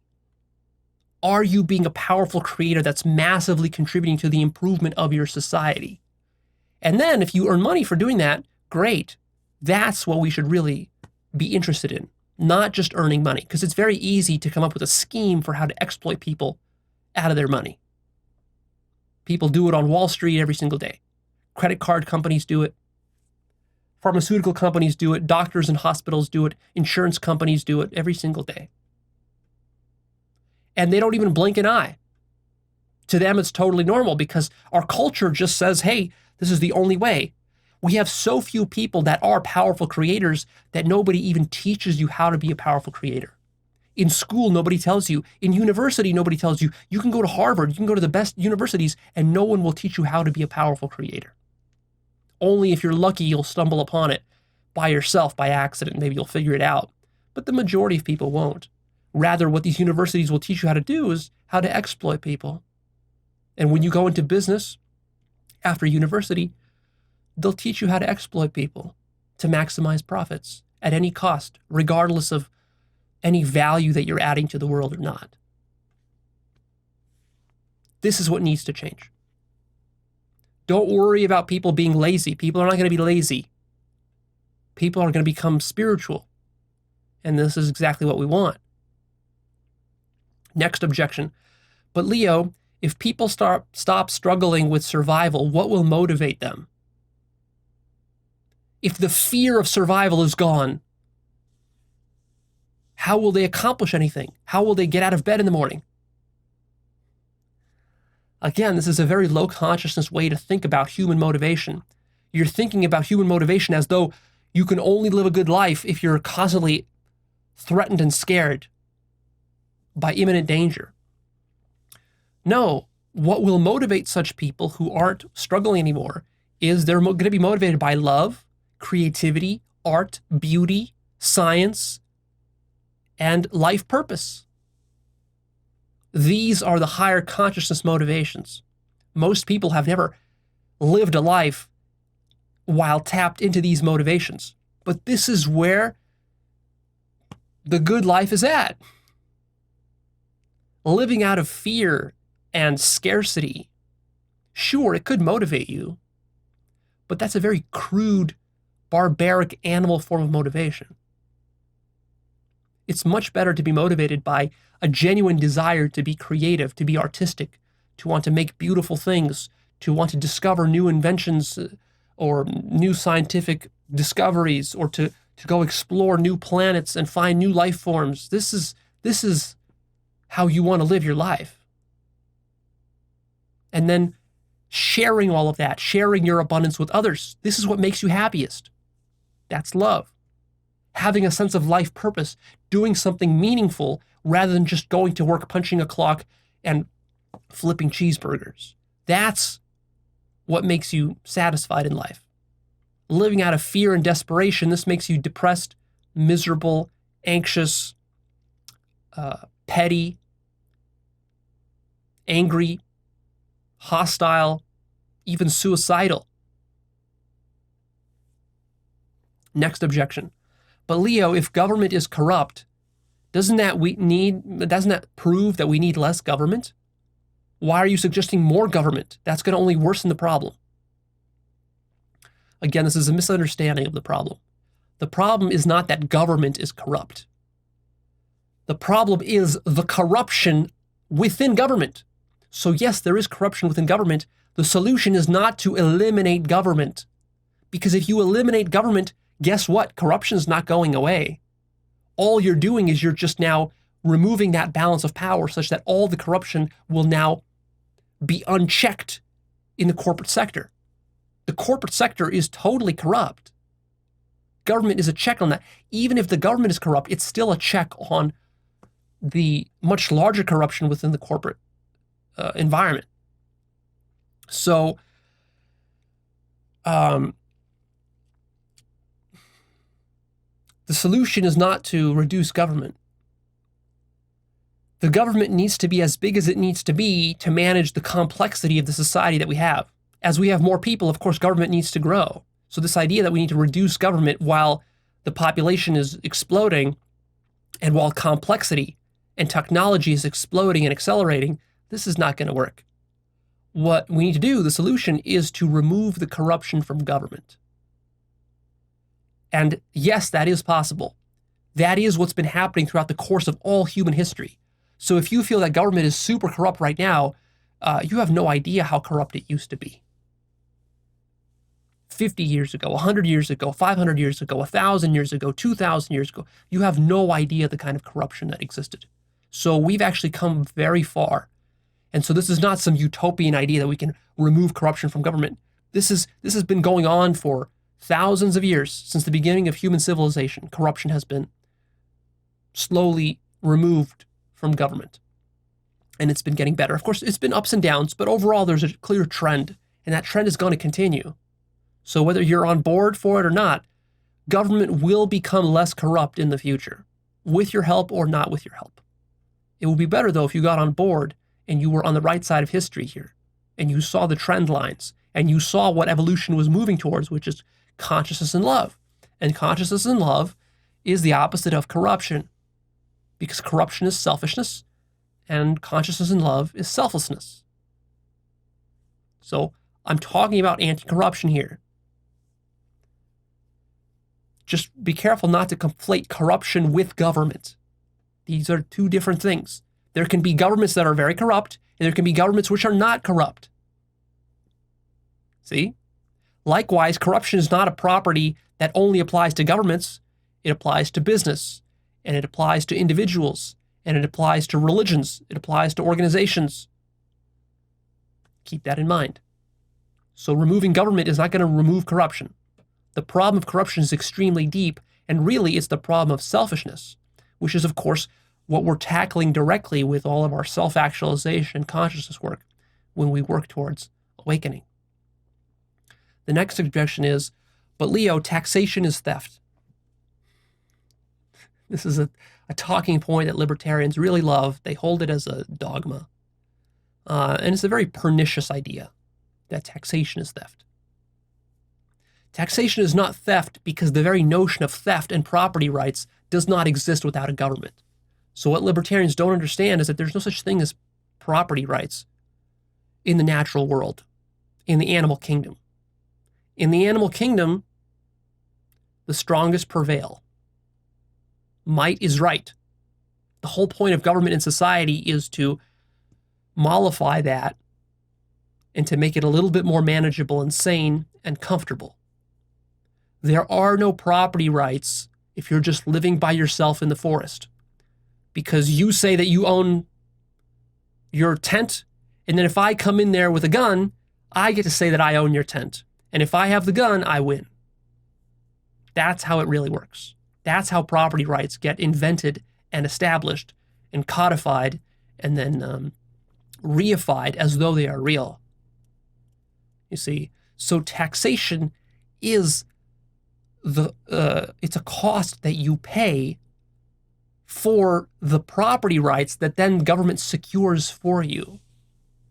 So it's not that taxation is just something that government is stealing from you that you deserve. Rather, your ancestors gladly made the trade-off between paying a little bit of taxation for the safety and security and property rights that government provides, rather than living in a fucking jungle where anybody could come and enslave you, rape you, rob you at gunpoint, as long as they were stronger and bigger than you and had more power and more technology than you and more people than you. See? So this is a very reasonable trade-off. Also, when you say that taxation is theft, you're completely ignoring all the benefits that government provides to you, such as roads, bridges, military protections, postal services, and many, many other things. You know, natural disaster relief.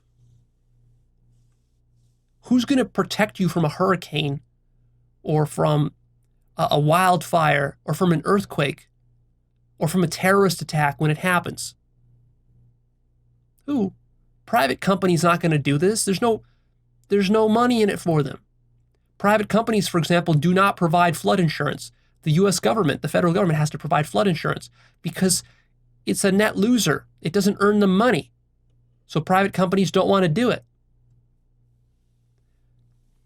So, and even when a private company does insure you, you know how private insurance works. If you've ever had to file an insurance claim, oftentimes they try to screw you over and deny you coverage when you need it.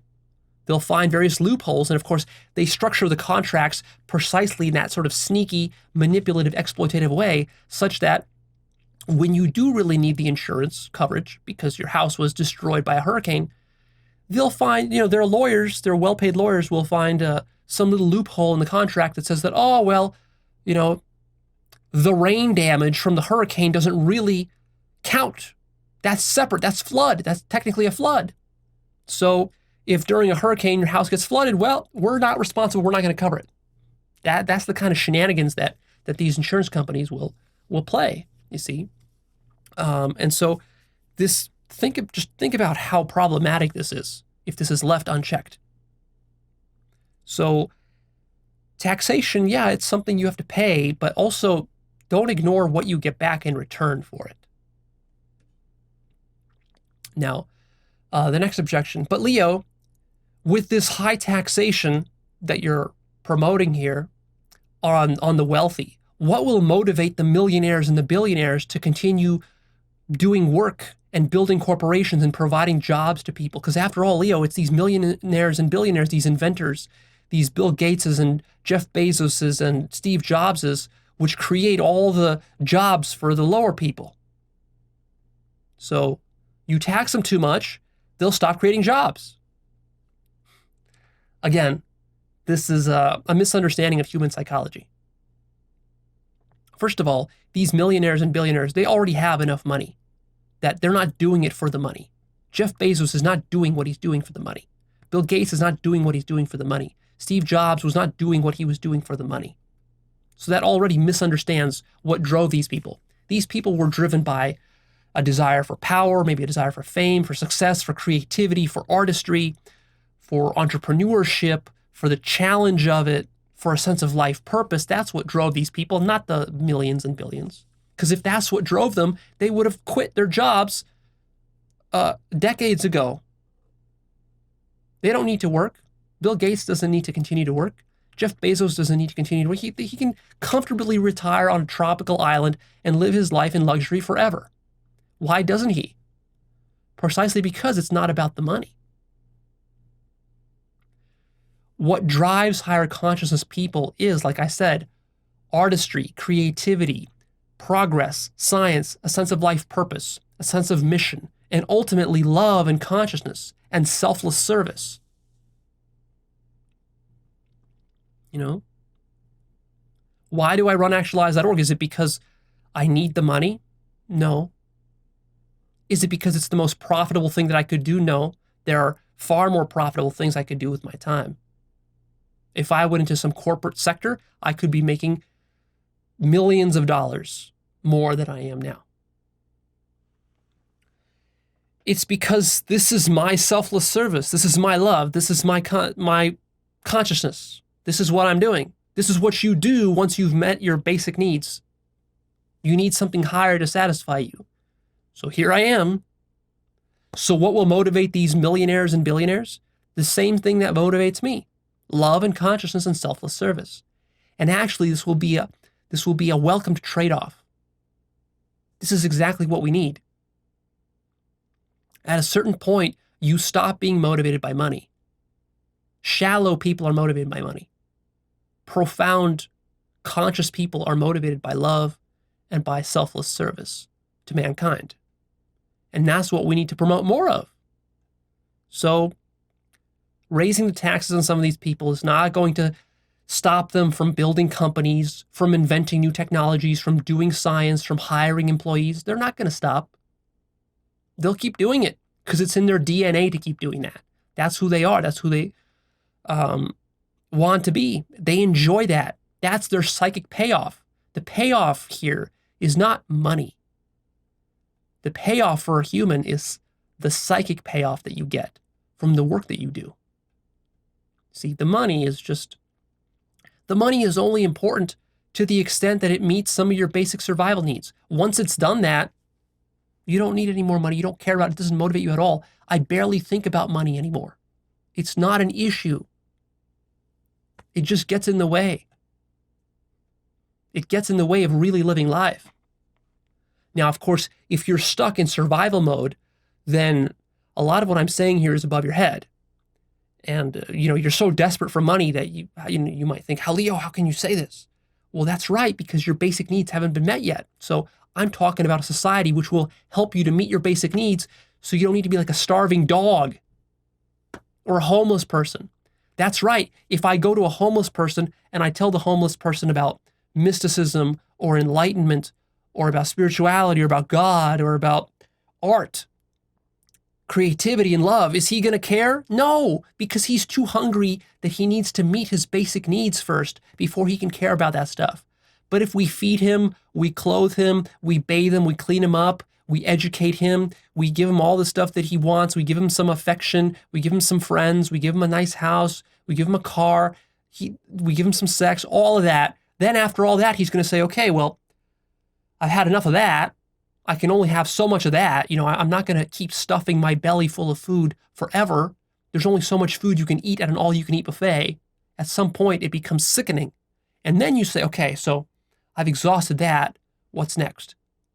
And then you discover creativity, art, beauty, philosophy, science, life purpose, love, consciousness, spirituality, God, and all that. And that's when your life really becomes amazing.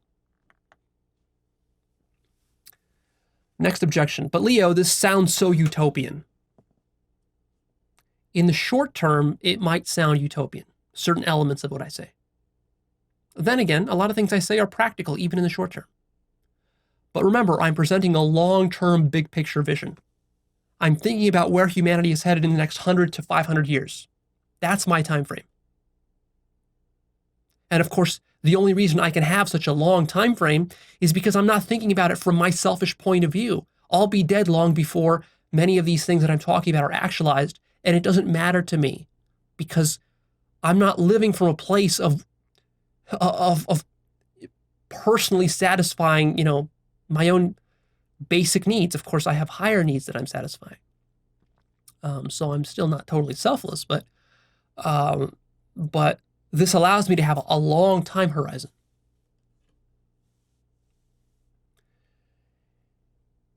And this is going to happen regardless of whether you're on board or not. Like I said, evolution cannot be stopped. It's moving towards higher love and consciousness and higher organization, higher hold-ons. This will happen. This is the trajectory of history. So you might think that these things that I say here are utopian and impossible. Actually, not only are they not impossible, they are absolutely inevitable. It's just a question of time.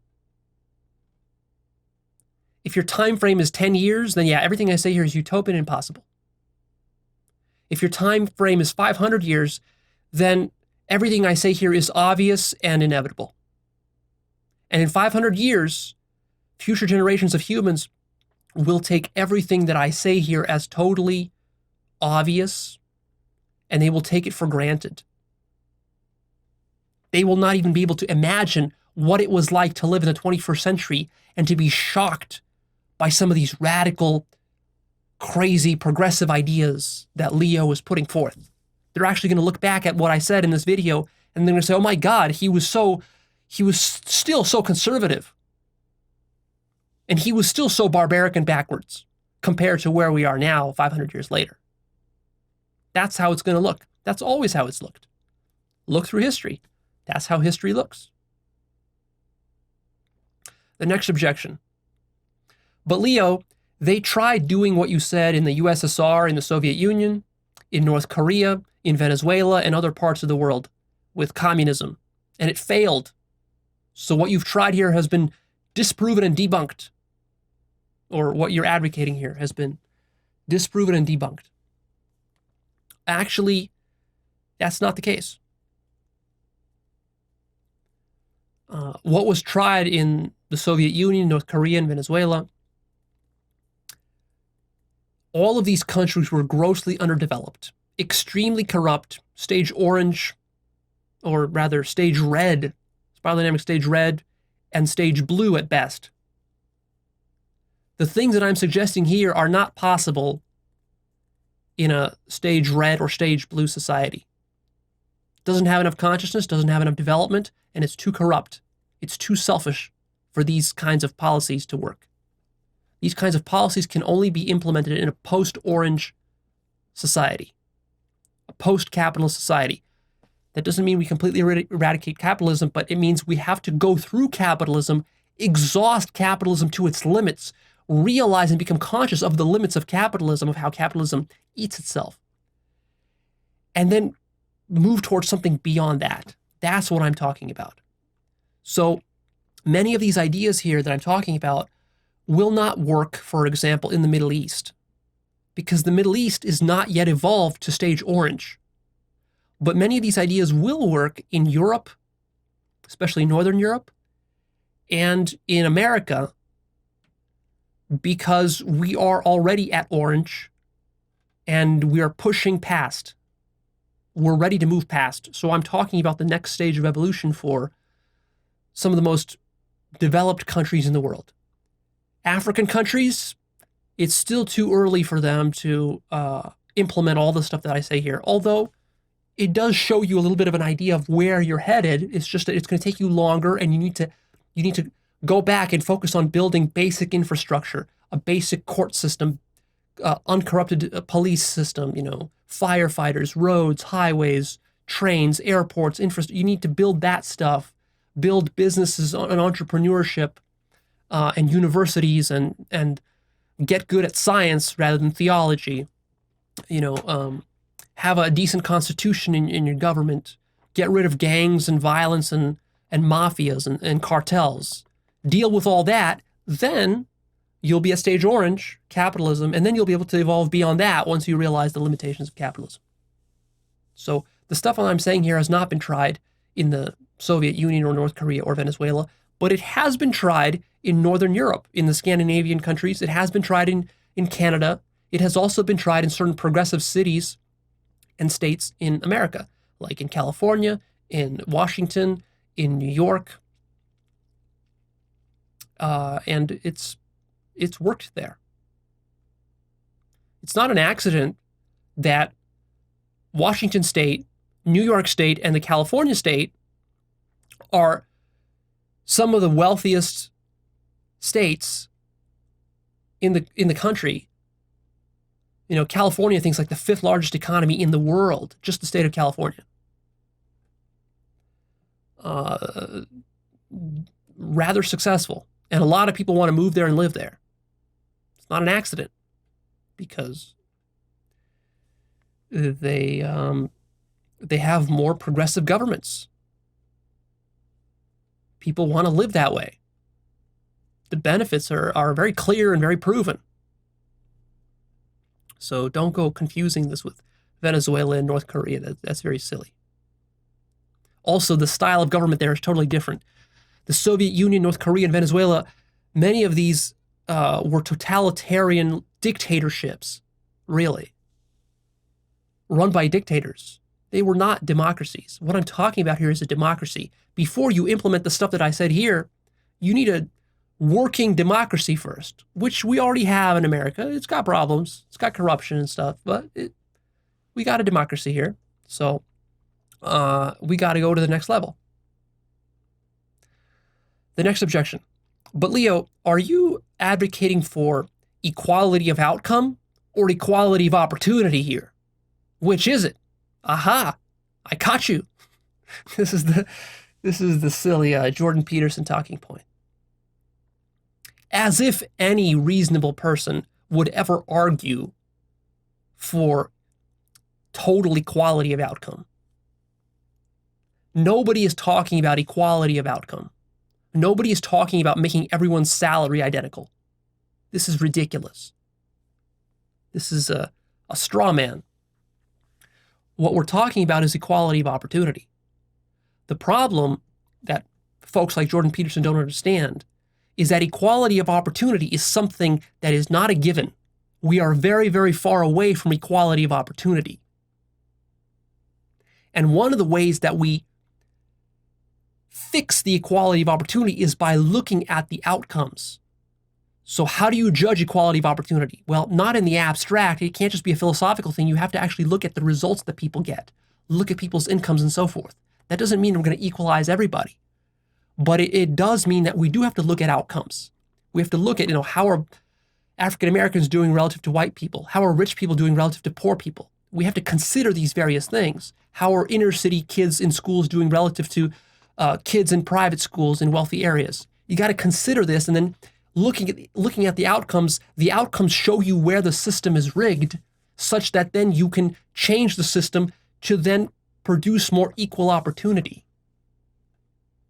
I think there's a fantasy amongst libertarians and conservatives and folks that subscribe to Jordan Peterson's ideas that, well, Leo, we've already solved the equality of opportunity, and now all these social justice warriors want is they want equality of outcome, and that is a fantasy, that's ridiculous, and that's beyond the pale.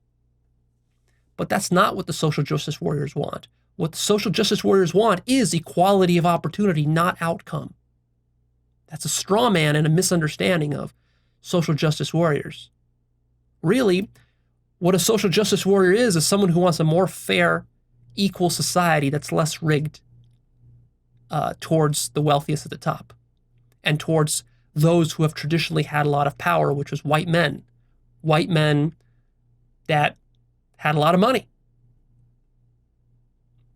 So, I mean, what do you want? Do you want to be anti-social justice? It's a bit ridiculous when you really think about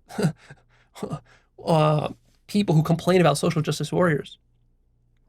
Fighting for social justice has been the cause of basically all political movements since the dawn of time. Starting from like the Jews rebelling against the Egyptian pharaoh in the Bible, thousands of years ago, and like the Spartacus gladiator revolt against the Roman Empire, and Jesus standing up against the Roman Empire and the Jews and the corruption there, and Martin Luther King and Gandhi and Martin Luther during the Protestant Reformation, what is political history? What is human history but the standing up against gross injustices, standing up against slavery, standing up against various kinds of apartheid and segregation and Jim Crow and oppression of women. Like this is human history here. Fighting for social justice, standing up against the Nazis, fighting the Japanese. What is this about but social justice? Worrying about the Holocaust, wanting to end the Holocaust. This is social justice. This is what we're talking about. Equality of opportunity. No one is asking for equality of outcome. You're still going to have to work for it. In this society that I'm imagining, you're still going to have to work hard. In fact, you will work harder.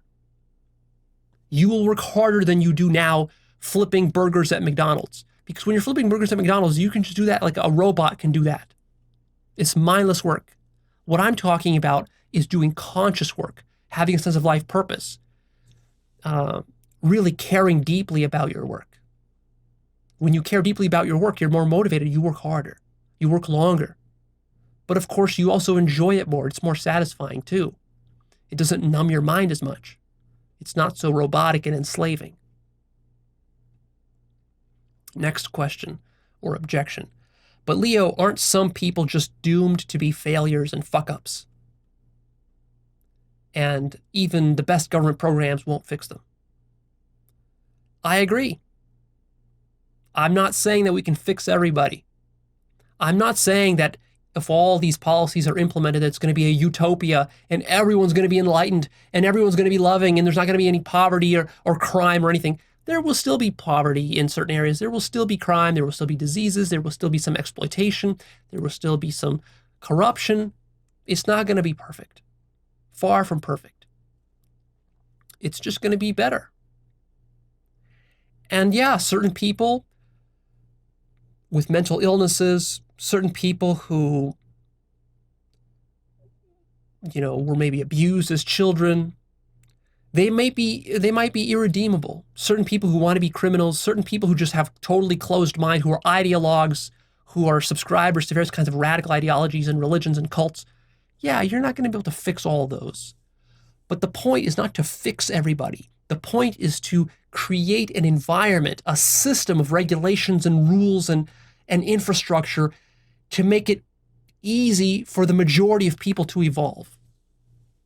And then, of course, there will always be some people who fall through the cracks due to their own failures, their own laziness, their own, lack of interest or apathy or whatever it is. Yeah, that will happen. But also acknowledge this, that right now we literally have tens of millions of people in this country, not to mention around the world as a whole, that are squandering their lives because they lack the proper infrastructure and the proper equality of outcome or the equality of opportunity, like good education, decent healthcare, and other basic things like this, a decent minimum wage, which would help them to rise up and to lift themselves up by their bootstraps. I love the idea of being independent and lifting oneself up by one's bootstraps, but also I recognize the limitations of that idea. That idea doesn't solve all collective problems. And you got to acknowledge that too. So the government is not going to lift you up by your bootstraps for you. The government is going to provide you the boots and the knowledge and information you need so that you can pull yourself up. That's what we're talking about. But Leo, won't all this be resisted vehemently by the status quo and therefore impossible to implement? Yes, on the first part. It will definitely be vehemently resisted by the status quo, but it's not impossible to implement. It's going to be difficult. There will be a ton of resistance. It's going to be like pulling teeth at times. And you will be demonized for trying to make these reforms, as people throughout history have been demonized, like Jesus, Gandhi, Martin Luther King, and so forth. All these people were demonized for the good work that they tried to do and the reforms they tried to make. But Like I said, it's inevitable. If you don't do it, somebody else is going to do it. This is what society is working towards. It's improving itself. This is evolution. There's always resistance to change, and so that doesn't mean that we don't try to change. And sometimes you got to fight for change. I don't mean you have to physically, violently fight, although even sometimes that is necessary, as we see throughout history. A lot of violence in the name of social justice and improvement of society. But just fight, fight with your ideas, fight with your convictions, with political activism, whatever. Fight for what's right. Fight for progress. Fight for improvement. That's life. That's evolution. It's a fight.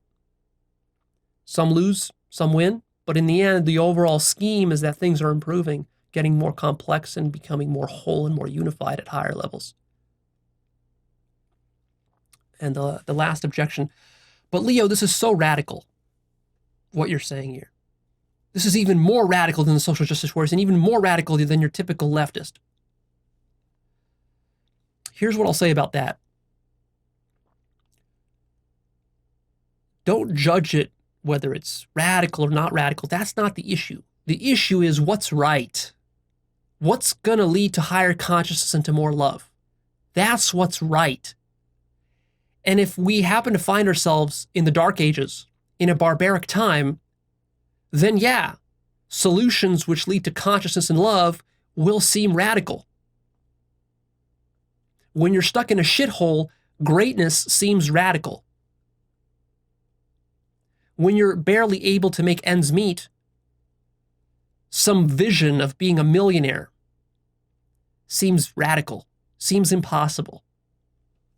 That's how it is. That's why vision is one of the most important things. Greatness is a radical thing. Highly conscious people throughout history have been radical visionaries. They have talked about things way ahead of their time, totally misunderstood by the majority of people, rejected by the mainstream of society, demonized, burned at the stake, stoned to death. This is what happens with visionaries. Because selfish people are scared of selfless people. People who are small-minded and low-conscious and underdeveloped, they are scared of developed people. They are scared of consciousness and they are scared of love. They cling to falsehood, illusions, delusions, ideologies, selfishness, exploitation, because they directly benefit from it and because they're so needy that they need the fruits of that exploitation to fuel their life. Because without that, what do they got? Nothing. So yeah, this is sort of radical.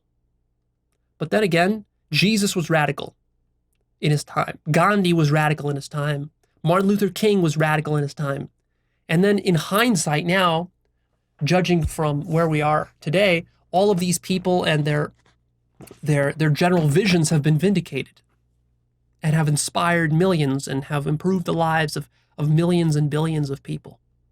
Of course, they were also demonized and bastardized and misunderstood. The ideas of Jesus were certainly so corrupted in later centuries that it's also led to the deaths of millions of people. But that's the nature of progress.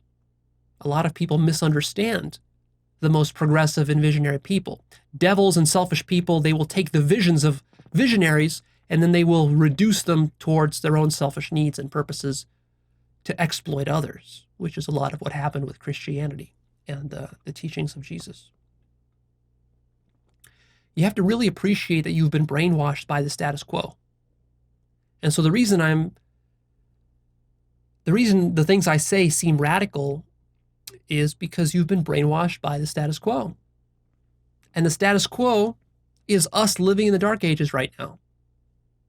We are in the Dark Ages. We're not out of the medieval times. We're in the medieval times.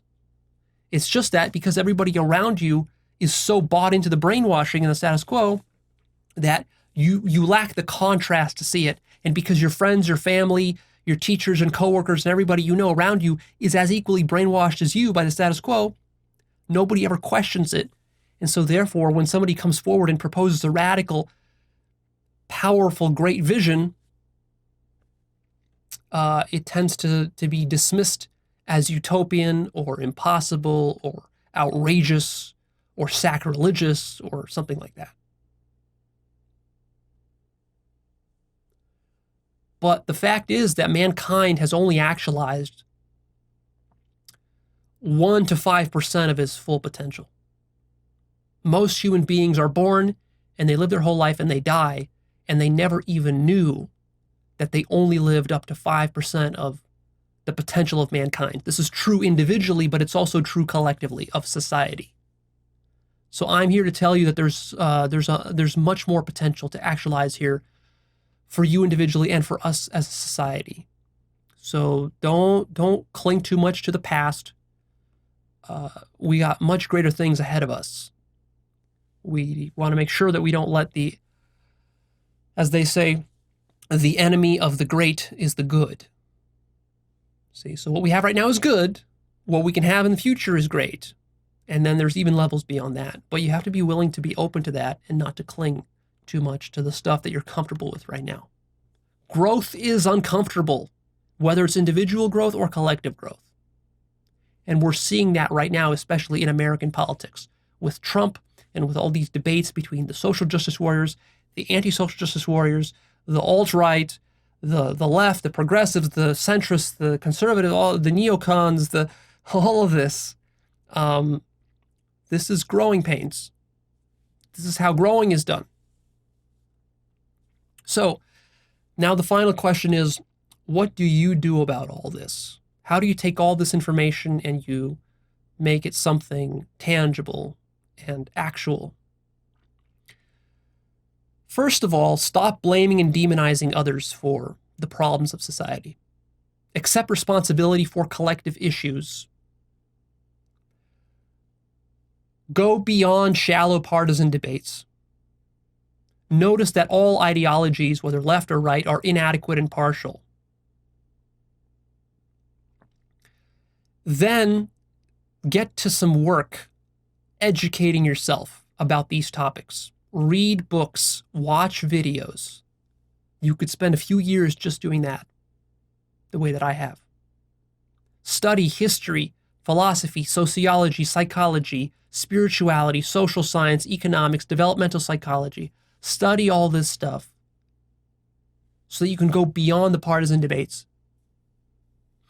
We need you to be informed.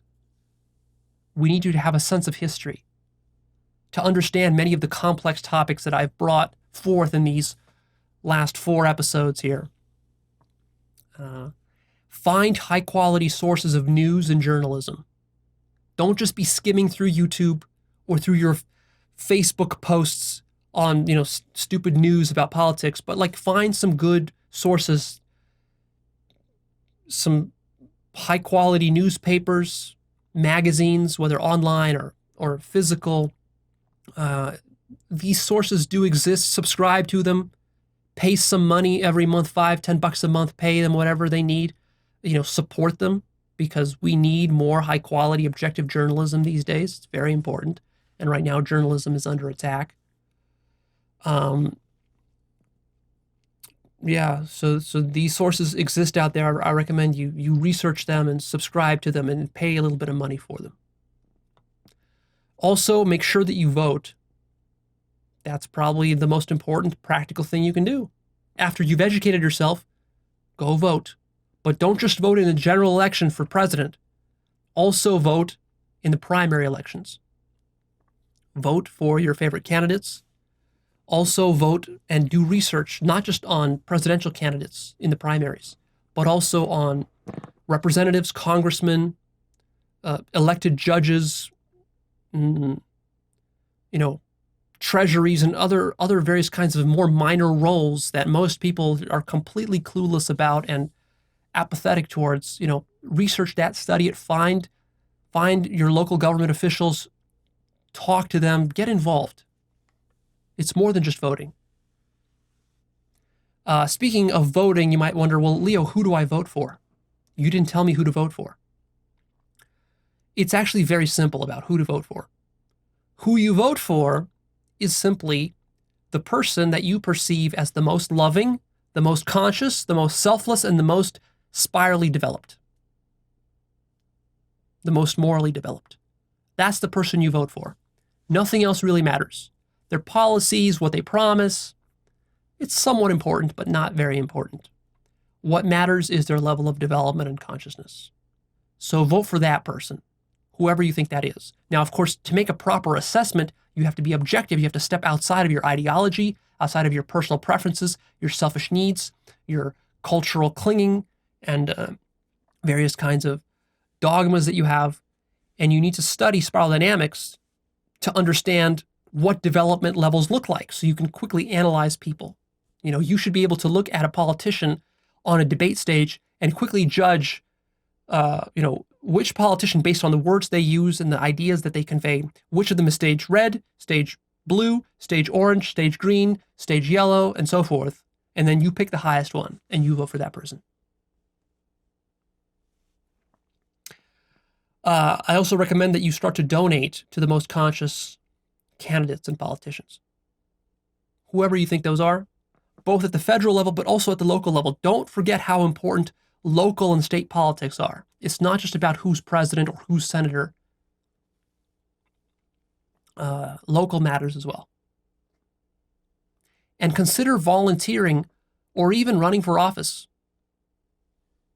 In this last election of 2018, this off-year election, we had a lot of new people volunteering for running for volunteering and then also running for office. And some of them actually got elected and won, like Alexandria Ocasio-Cortez and many others. And I foresee that more of that will happen. A lot of young people running and winning. A very diverse group of people, women, people of color, gay people, lesbian people. So, the doors are open right now. And one of, I think, the benefits of what Trump's victory in 2016 awoke people to is the fact that we've gotten very complacent about our politics. The reason Trump won is because we've gotten so apathetic and so careless and mindless about politics. We just expect politicians to do everything for us without any engagement ourselves. So we don't volunteer, we don't donate, we don't follow the news. We just say, oh, that's somebody else's problem, not my problem. But democracy don't work that way. If you want to run that kind of government, then what you want is not to live in a democracy. You want to live in a dictatorship. In a dictatorship, somebody else from above dictates to you how you should live. But see, you don't want that, because if you live in that situation, you quickly realize how terrible it is. And you start to bitch and whine and moan. But the flip side is that when you get your democracy, which your ancestors have fought and died for and bled for to give you this democracy, and then what you do is you are so apathetic that you can't even be bothered to vote in a primary election or to read a fucking newspaper of some serious journalistic reporting rather than watching some stupid partisan bickering back and forth on cable news. If you're so apathetic and lazy that you're not going to do that, you're so nihilistic that you think all government is bad, it's not even worth your time to study this stuff, and it's a distraction, well, then you get exactly what you deserve. See, you're being irresponsible. You're not really helping to pull government up by its bootstraps. See, it's not the case that only individuals pull themselves up by their bootstraps. The government itself must do that as well. And how does the government do that? Through your actions, through your volunteering, through your running for office. And this can be a sense of life purpose. Speaking of life purpose, is trying to help perpetuate conscious government and conscious politics.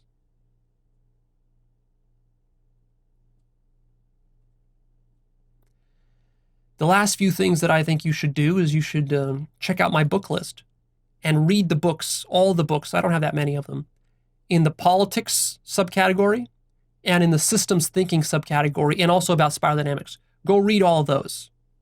That will give you a decent foundation. And then, of course, lastly, what you need to do is you can't practice conscious politics unless you yourself elevate your consciousness. So do all the stuff that I talk about normally with Actualized.org. Actualize yourself, transcend yourself, awaken yourself, do consciousness work, meditate, yoga, all this sort of stuff. Purify yourself of your own devilry, selfishness, and corruption. Because corruption isn't just some force that exists out there, perpetuated by some evil globalists. Corruption starts with you. You are the corrupt one. And if you don't work on yourself to get rid of your corruption, then why would anybody else? Why would you expect anybody else to? And that's how we come full circle from self-improvement and spirituality to politics and government, and then all the way back to self-improvement and spirituality. All right, I'm done here. Please click the like button for me there and come check out Actualized.org, where you will find various resources, including the blog, the book list, the Life Purpose course, the forum where we discuss this stuff. I suggest you follow along on my blog because I post new insights and videos there that I share. I'm going to be posting more political examples. So over the next month or two, I will be sprinkling various political examples into my blog, videos and so forth, so that you get a better sense of how conscious politics intersects with self-improvement and what's really going on in the world today, in the news and in our politics. And then that's it for this series. Of course, I could still say a lot more, and I probably will have some more episodes about political topics. Maybe I'll talk about racism, maybe I'll talk about gender issues, maybe I'll talk about environmental issues in the future. But overall, we're returning back, and I'm going to be talking more about awakening, talking more about self-improvement, emotions, love. There's some amazing videos that are going to be coming up in the future, some very deep stuff that I haven't said yet.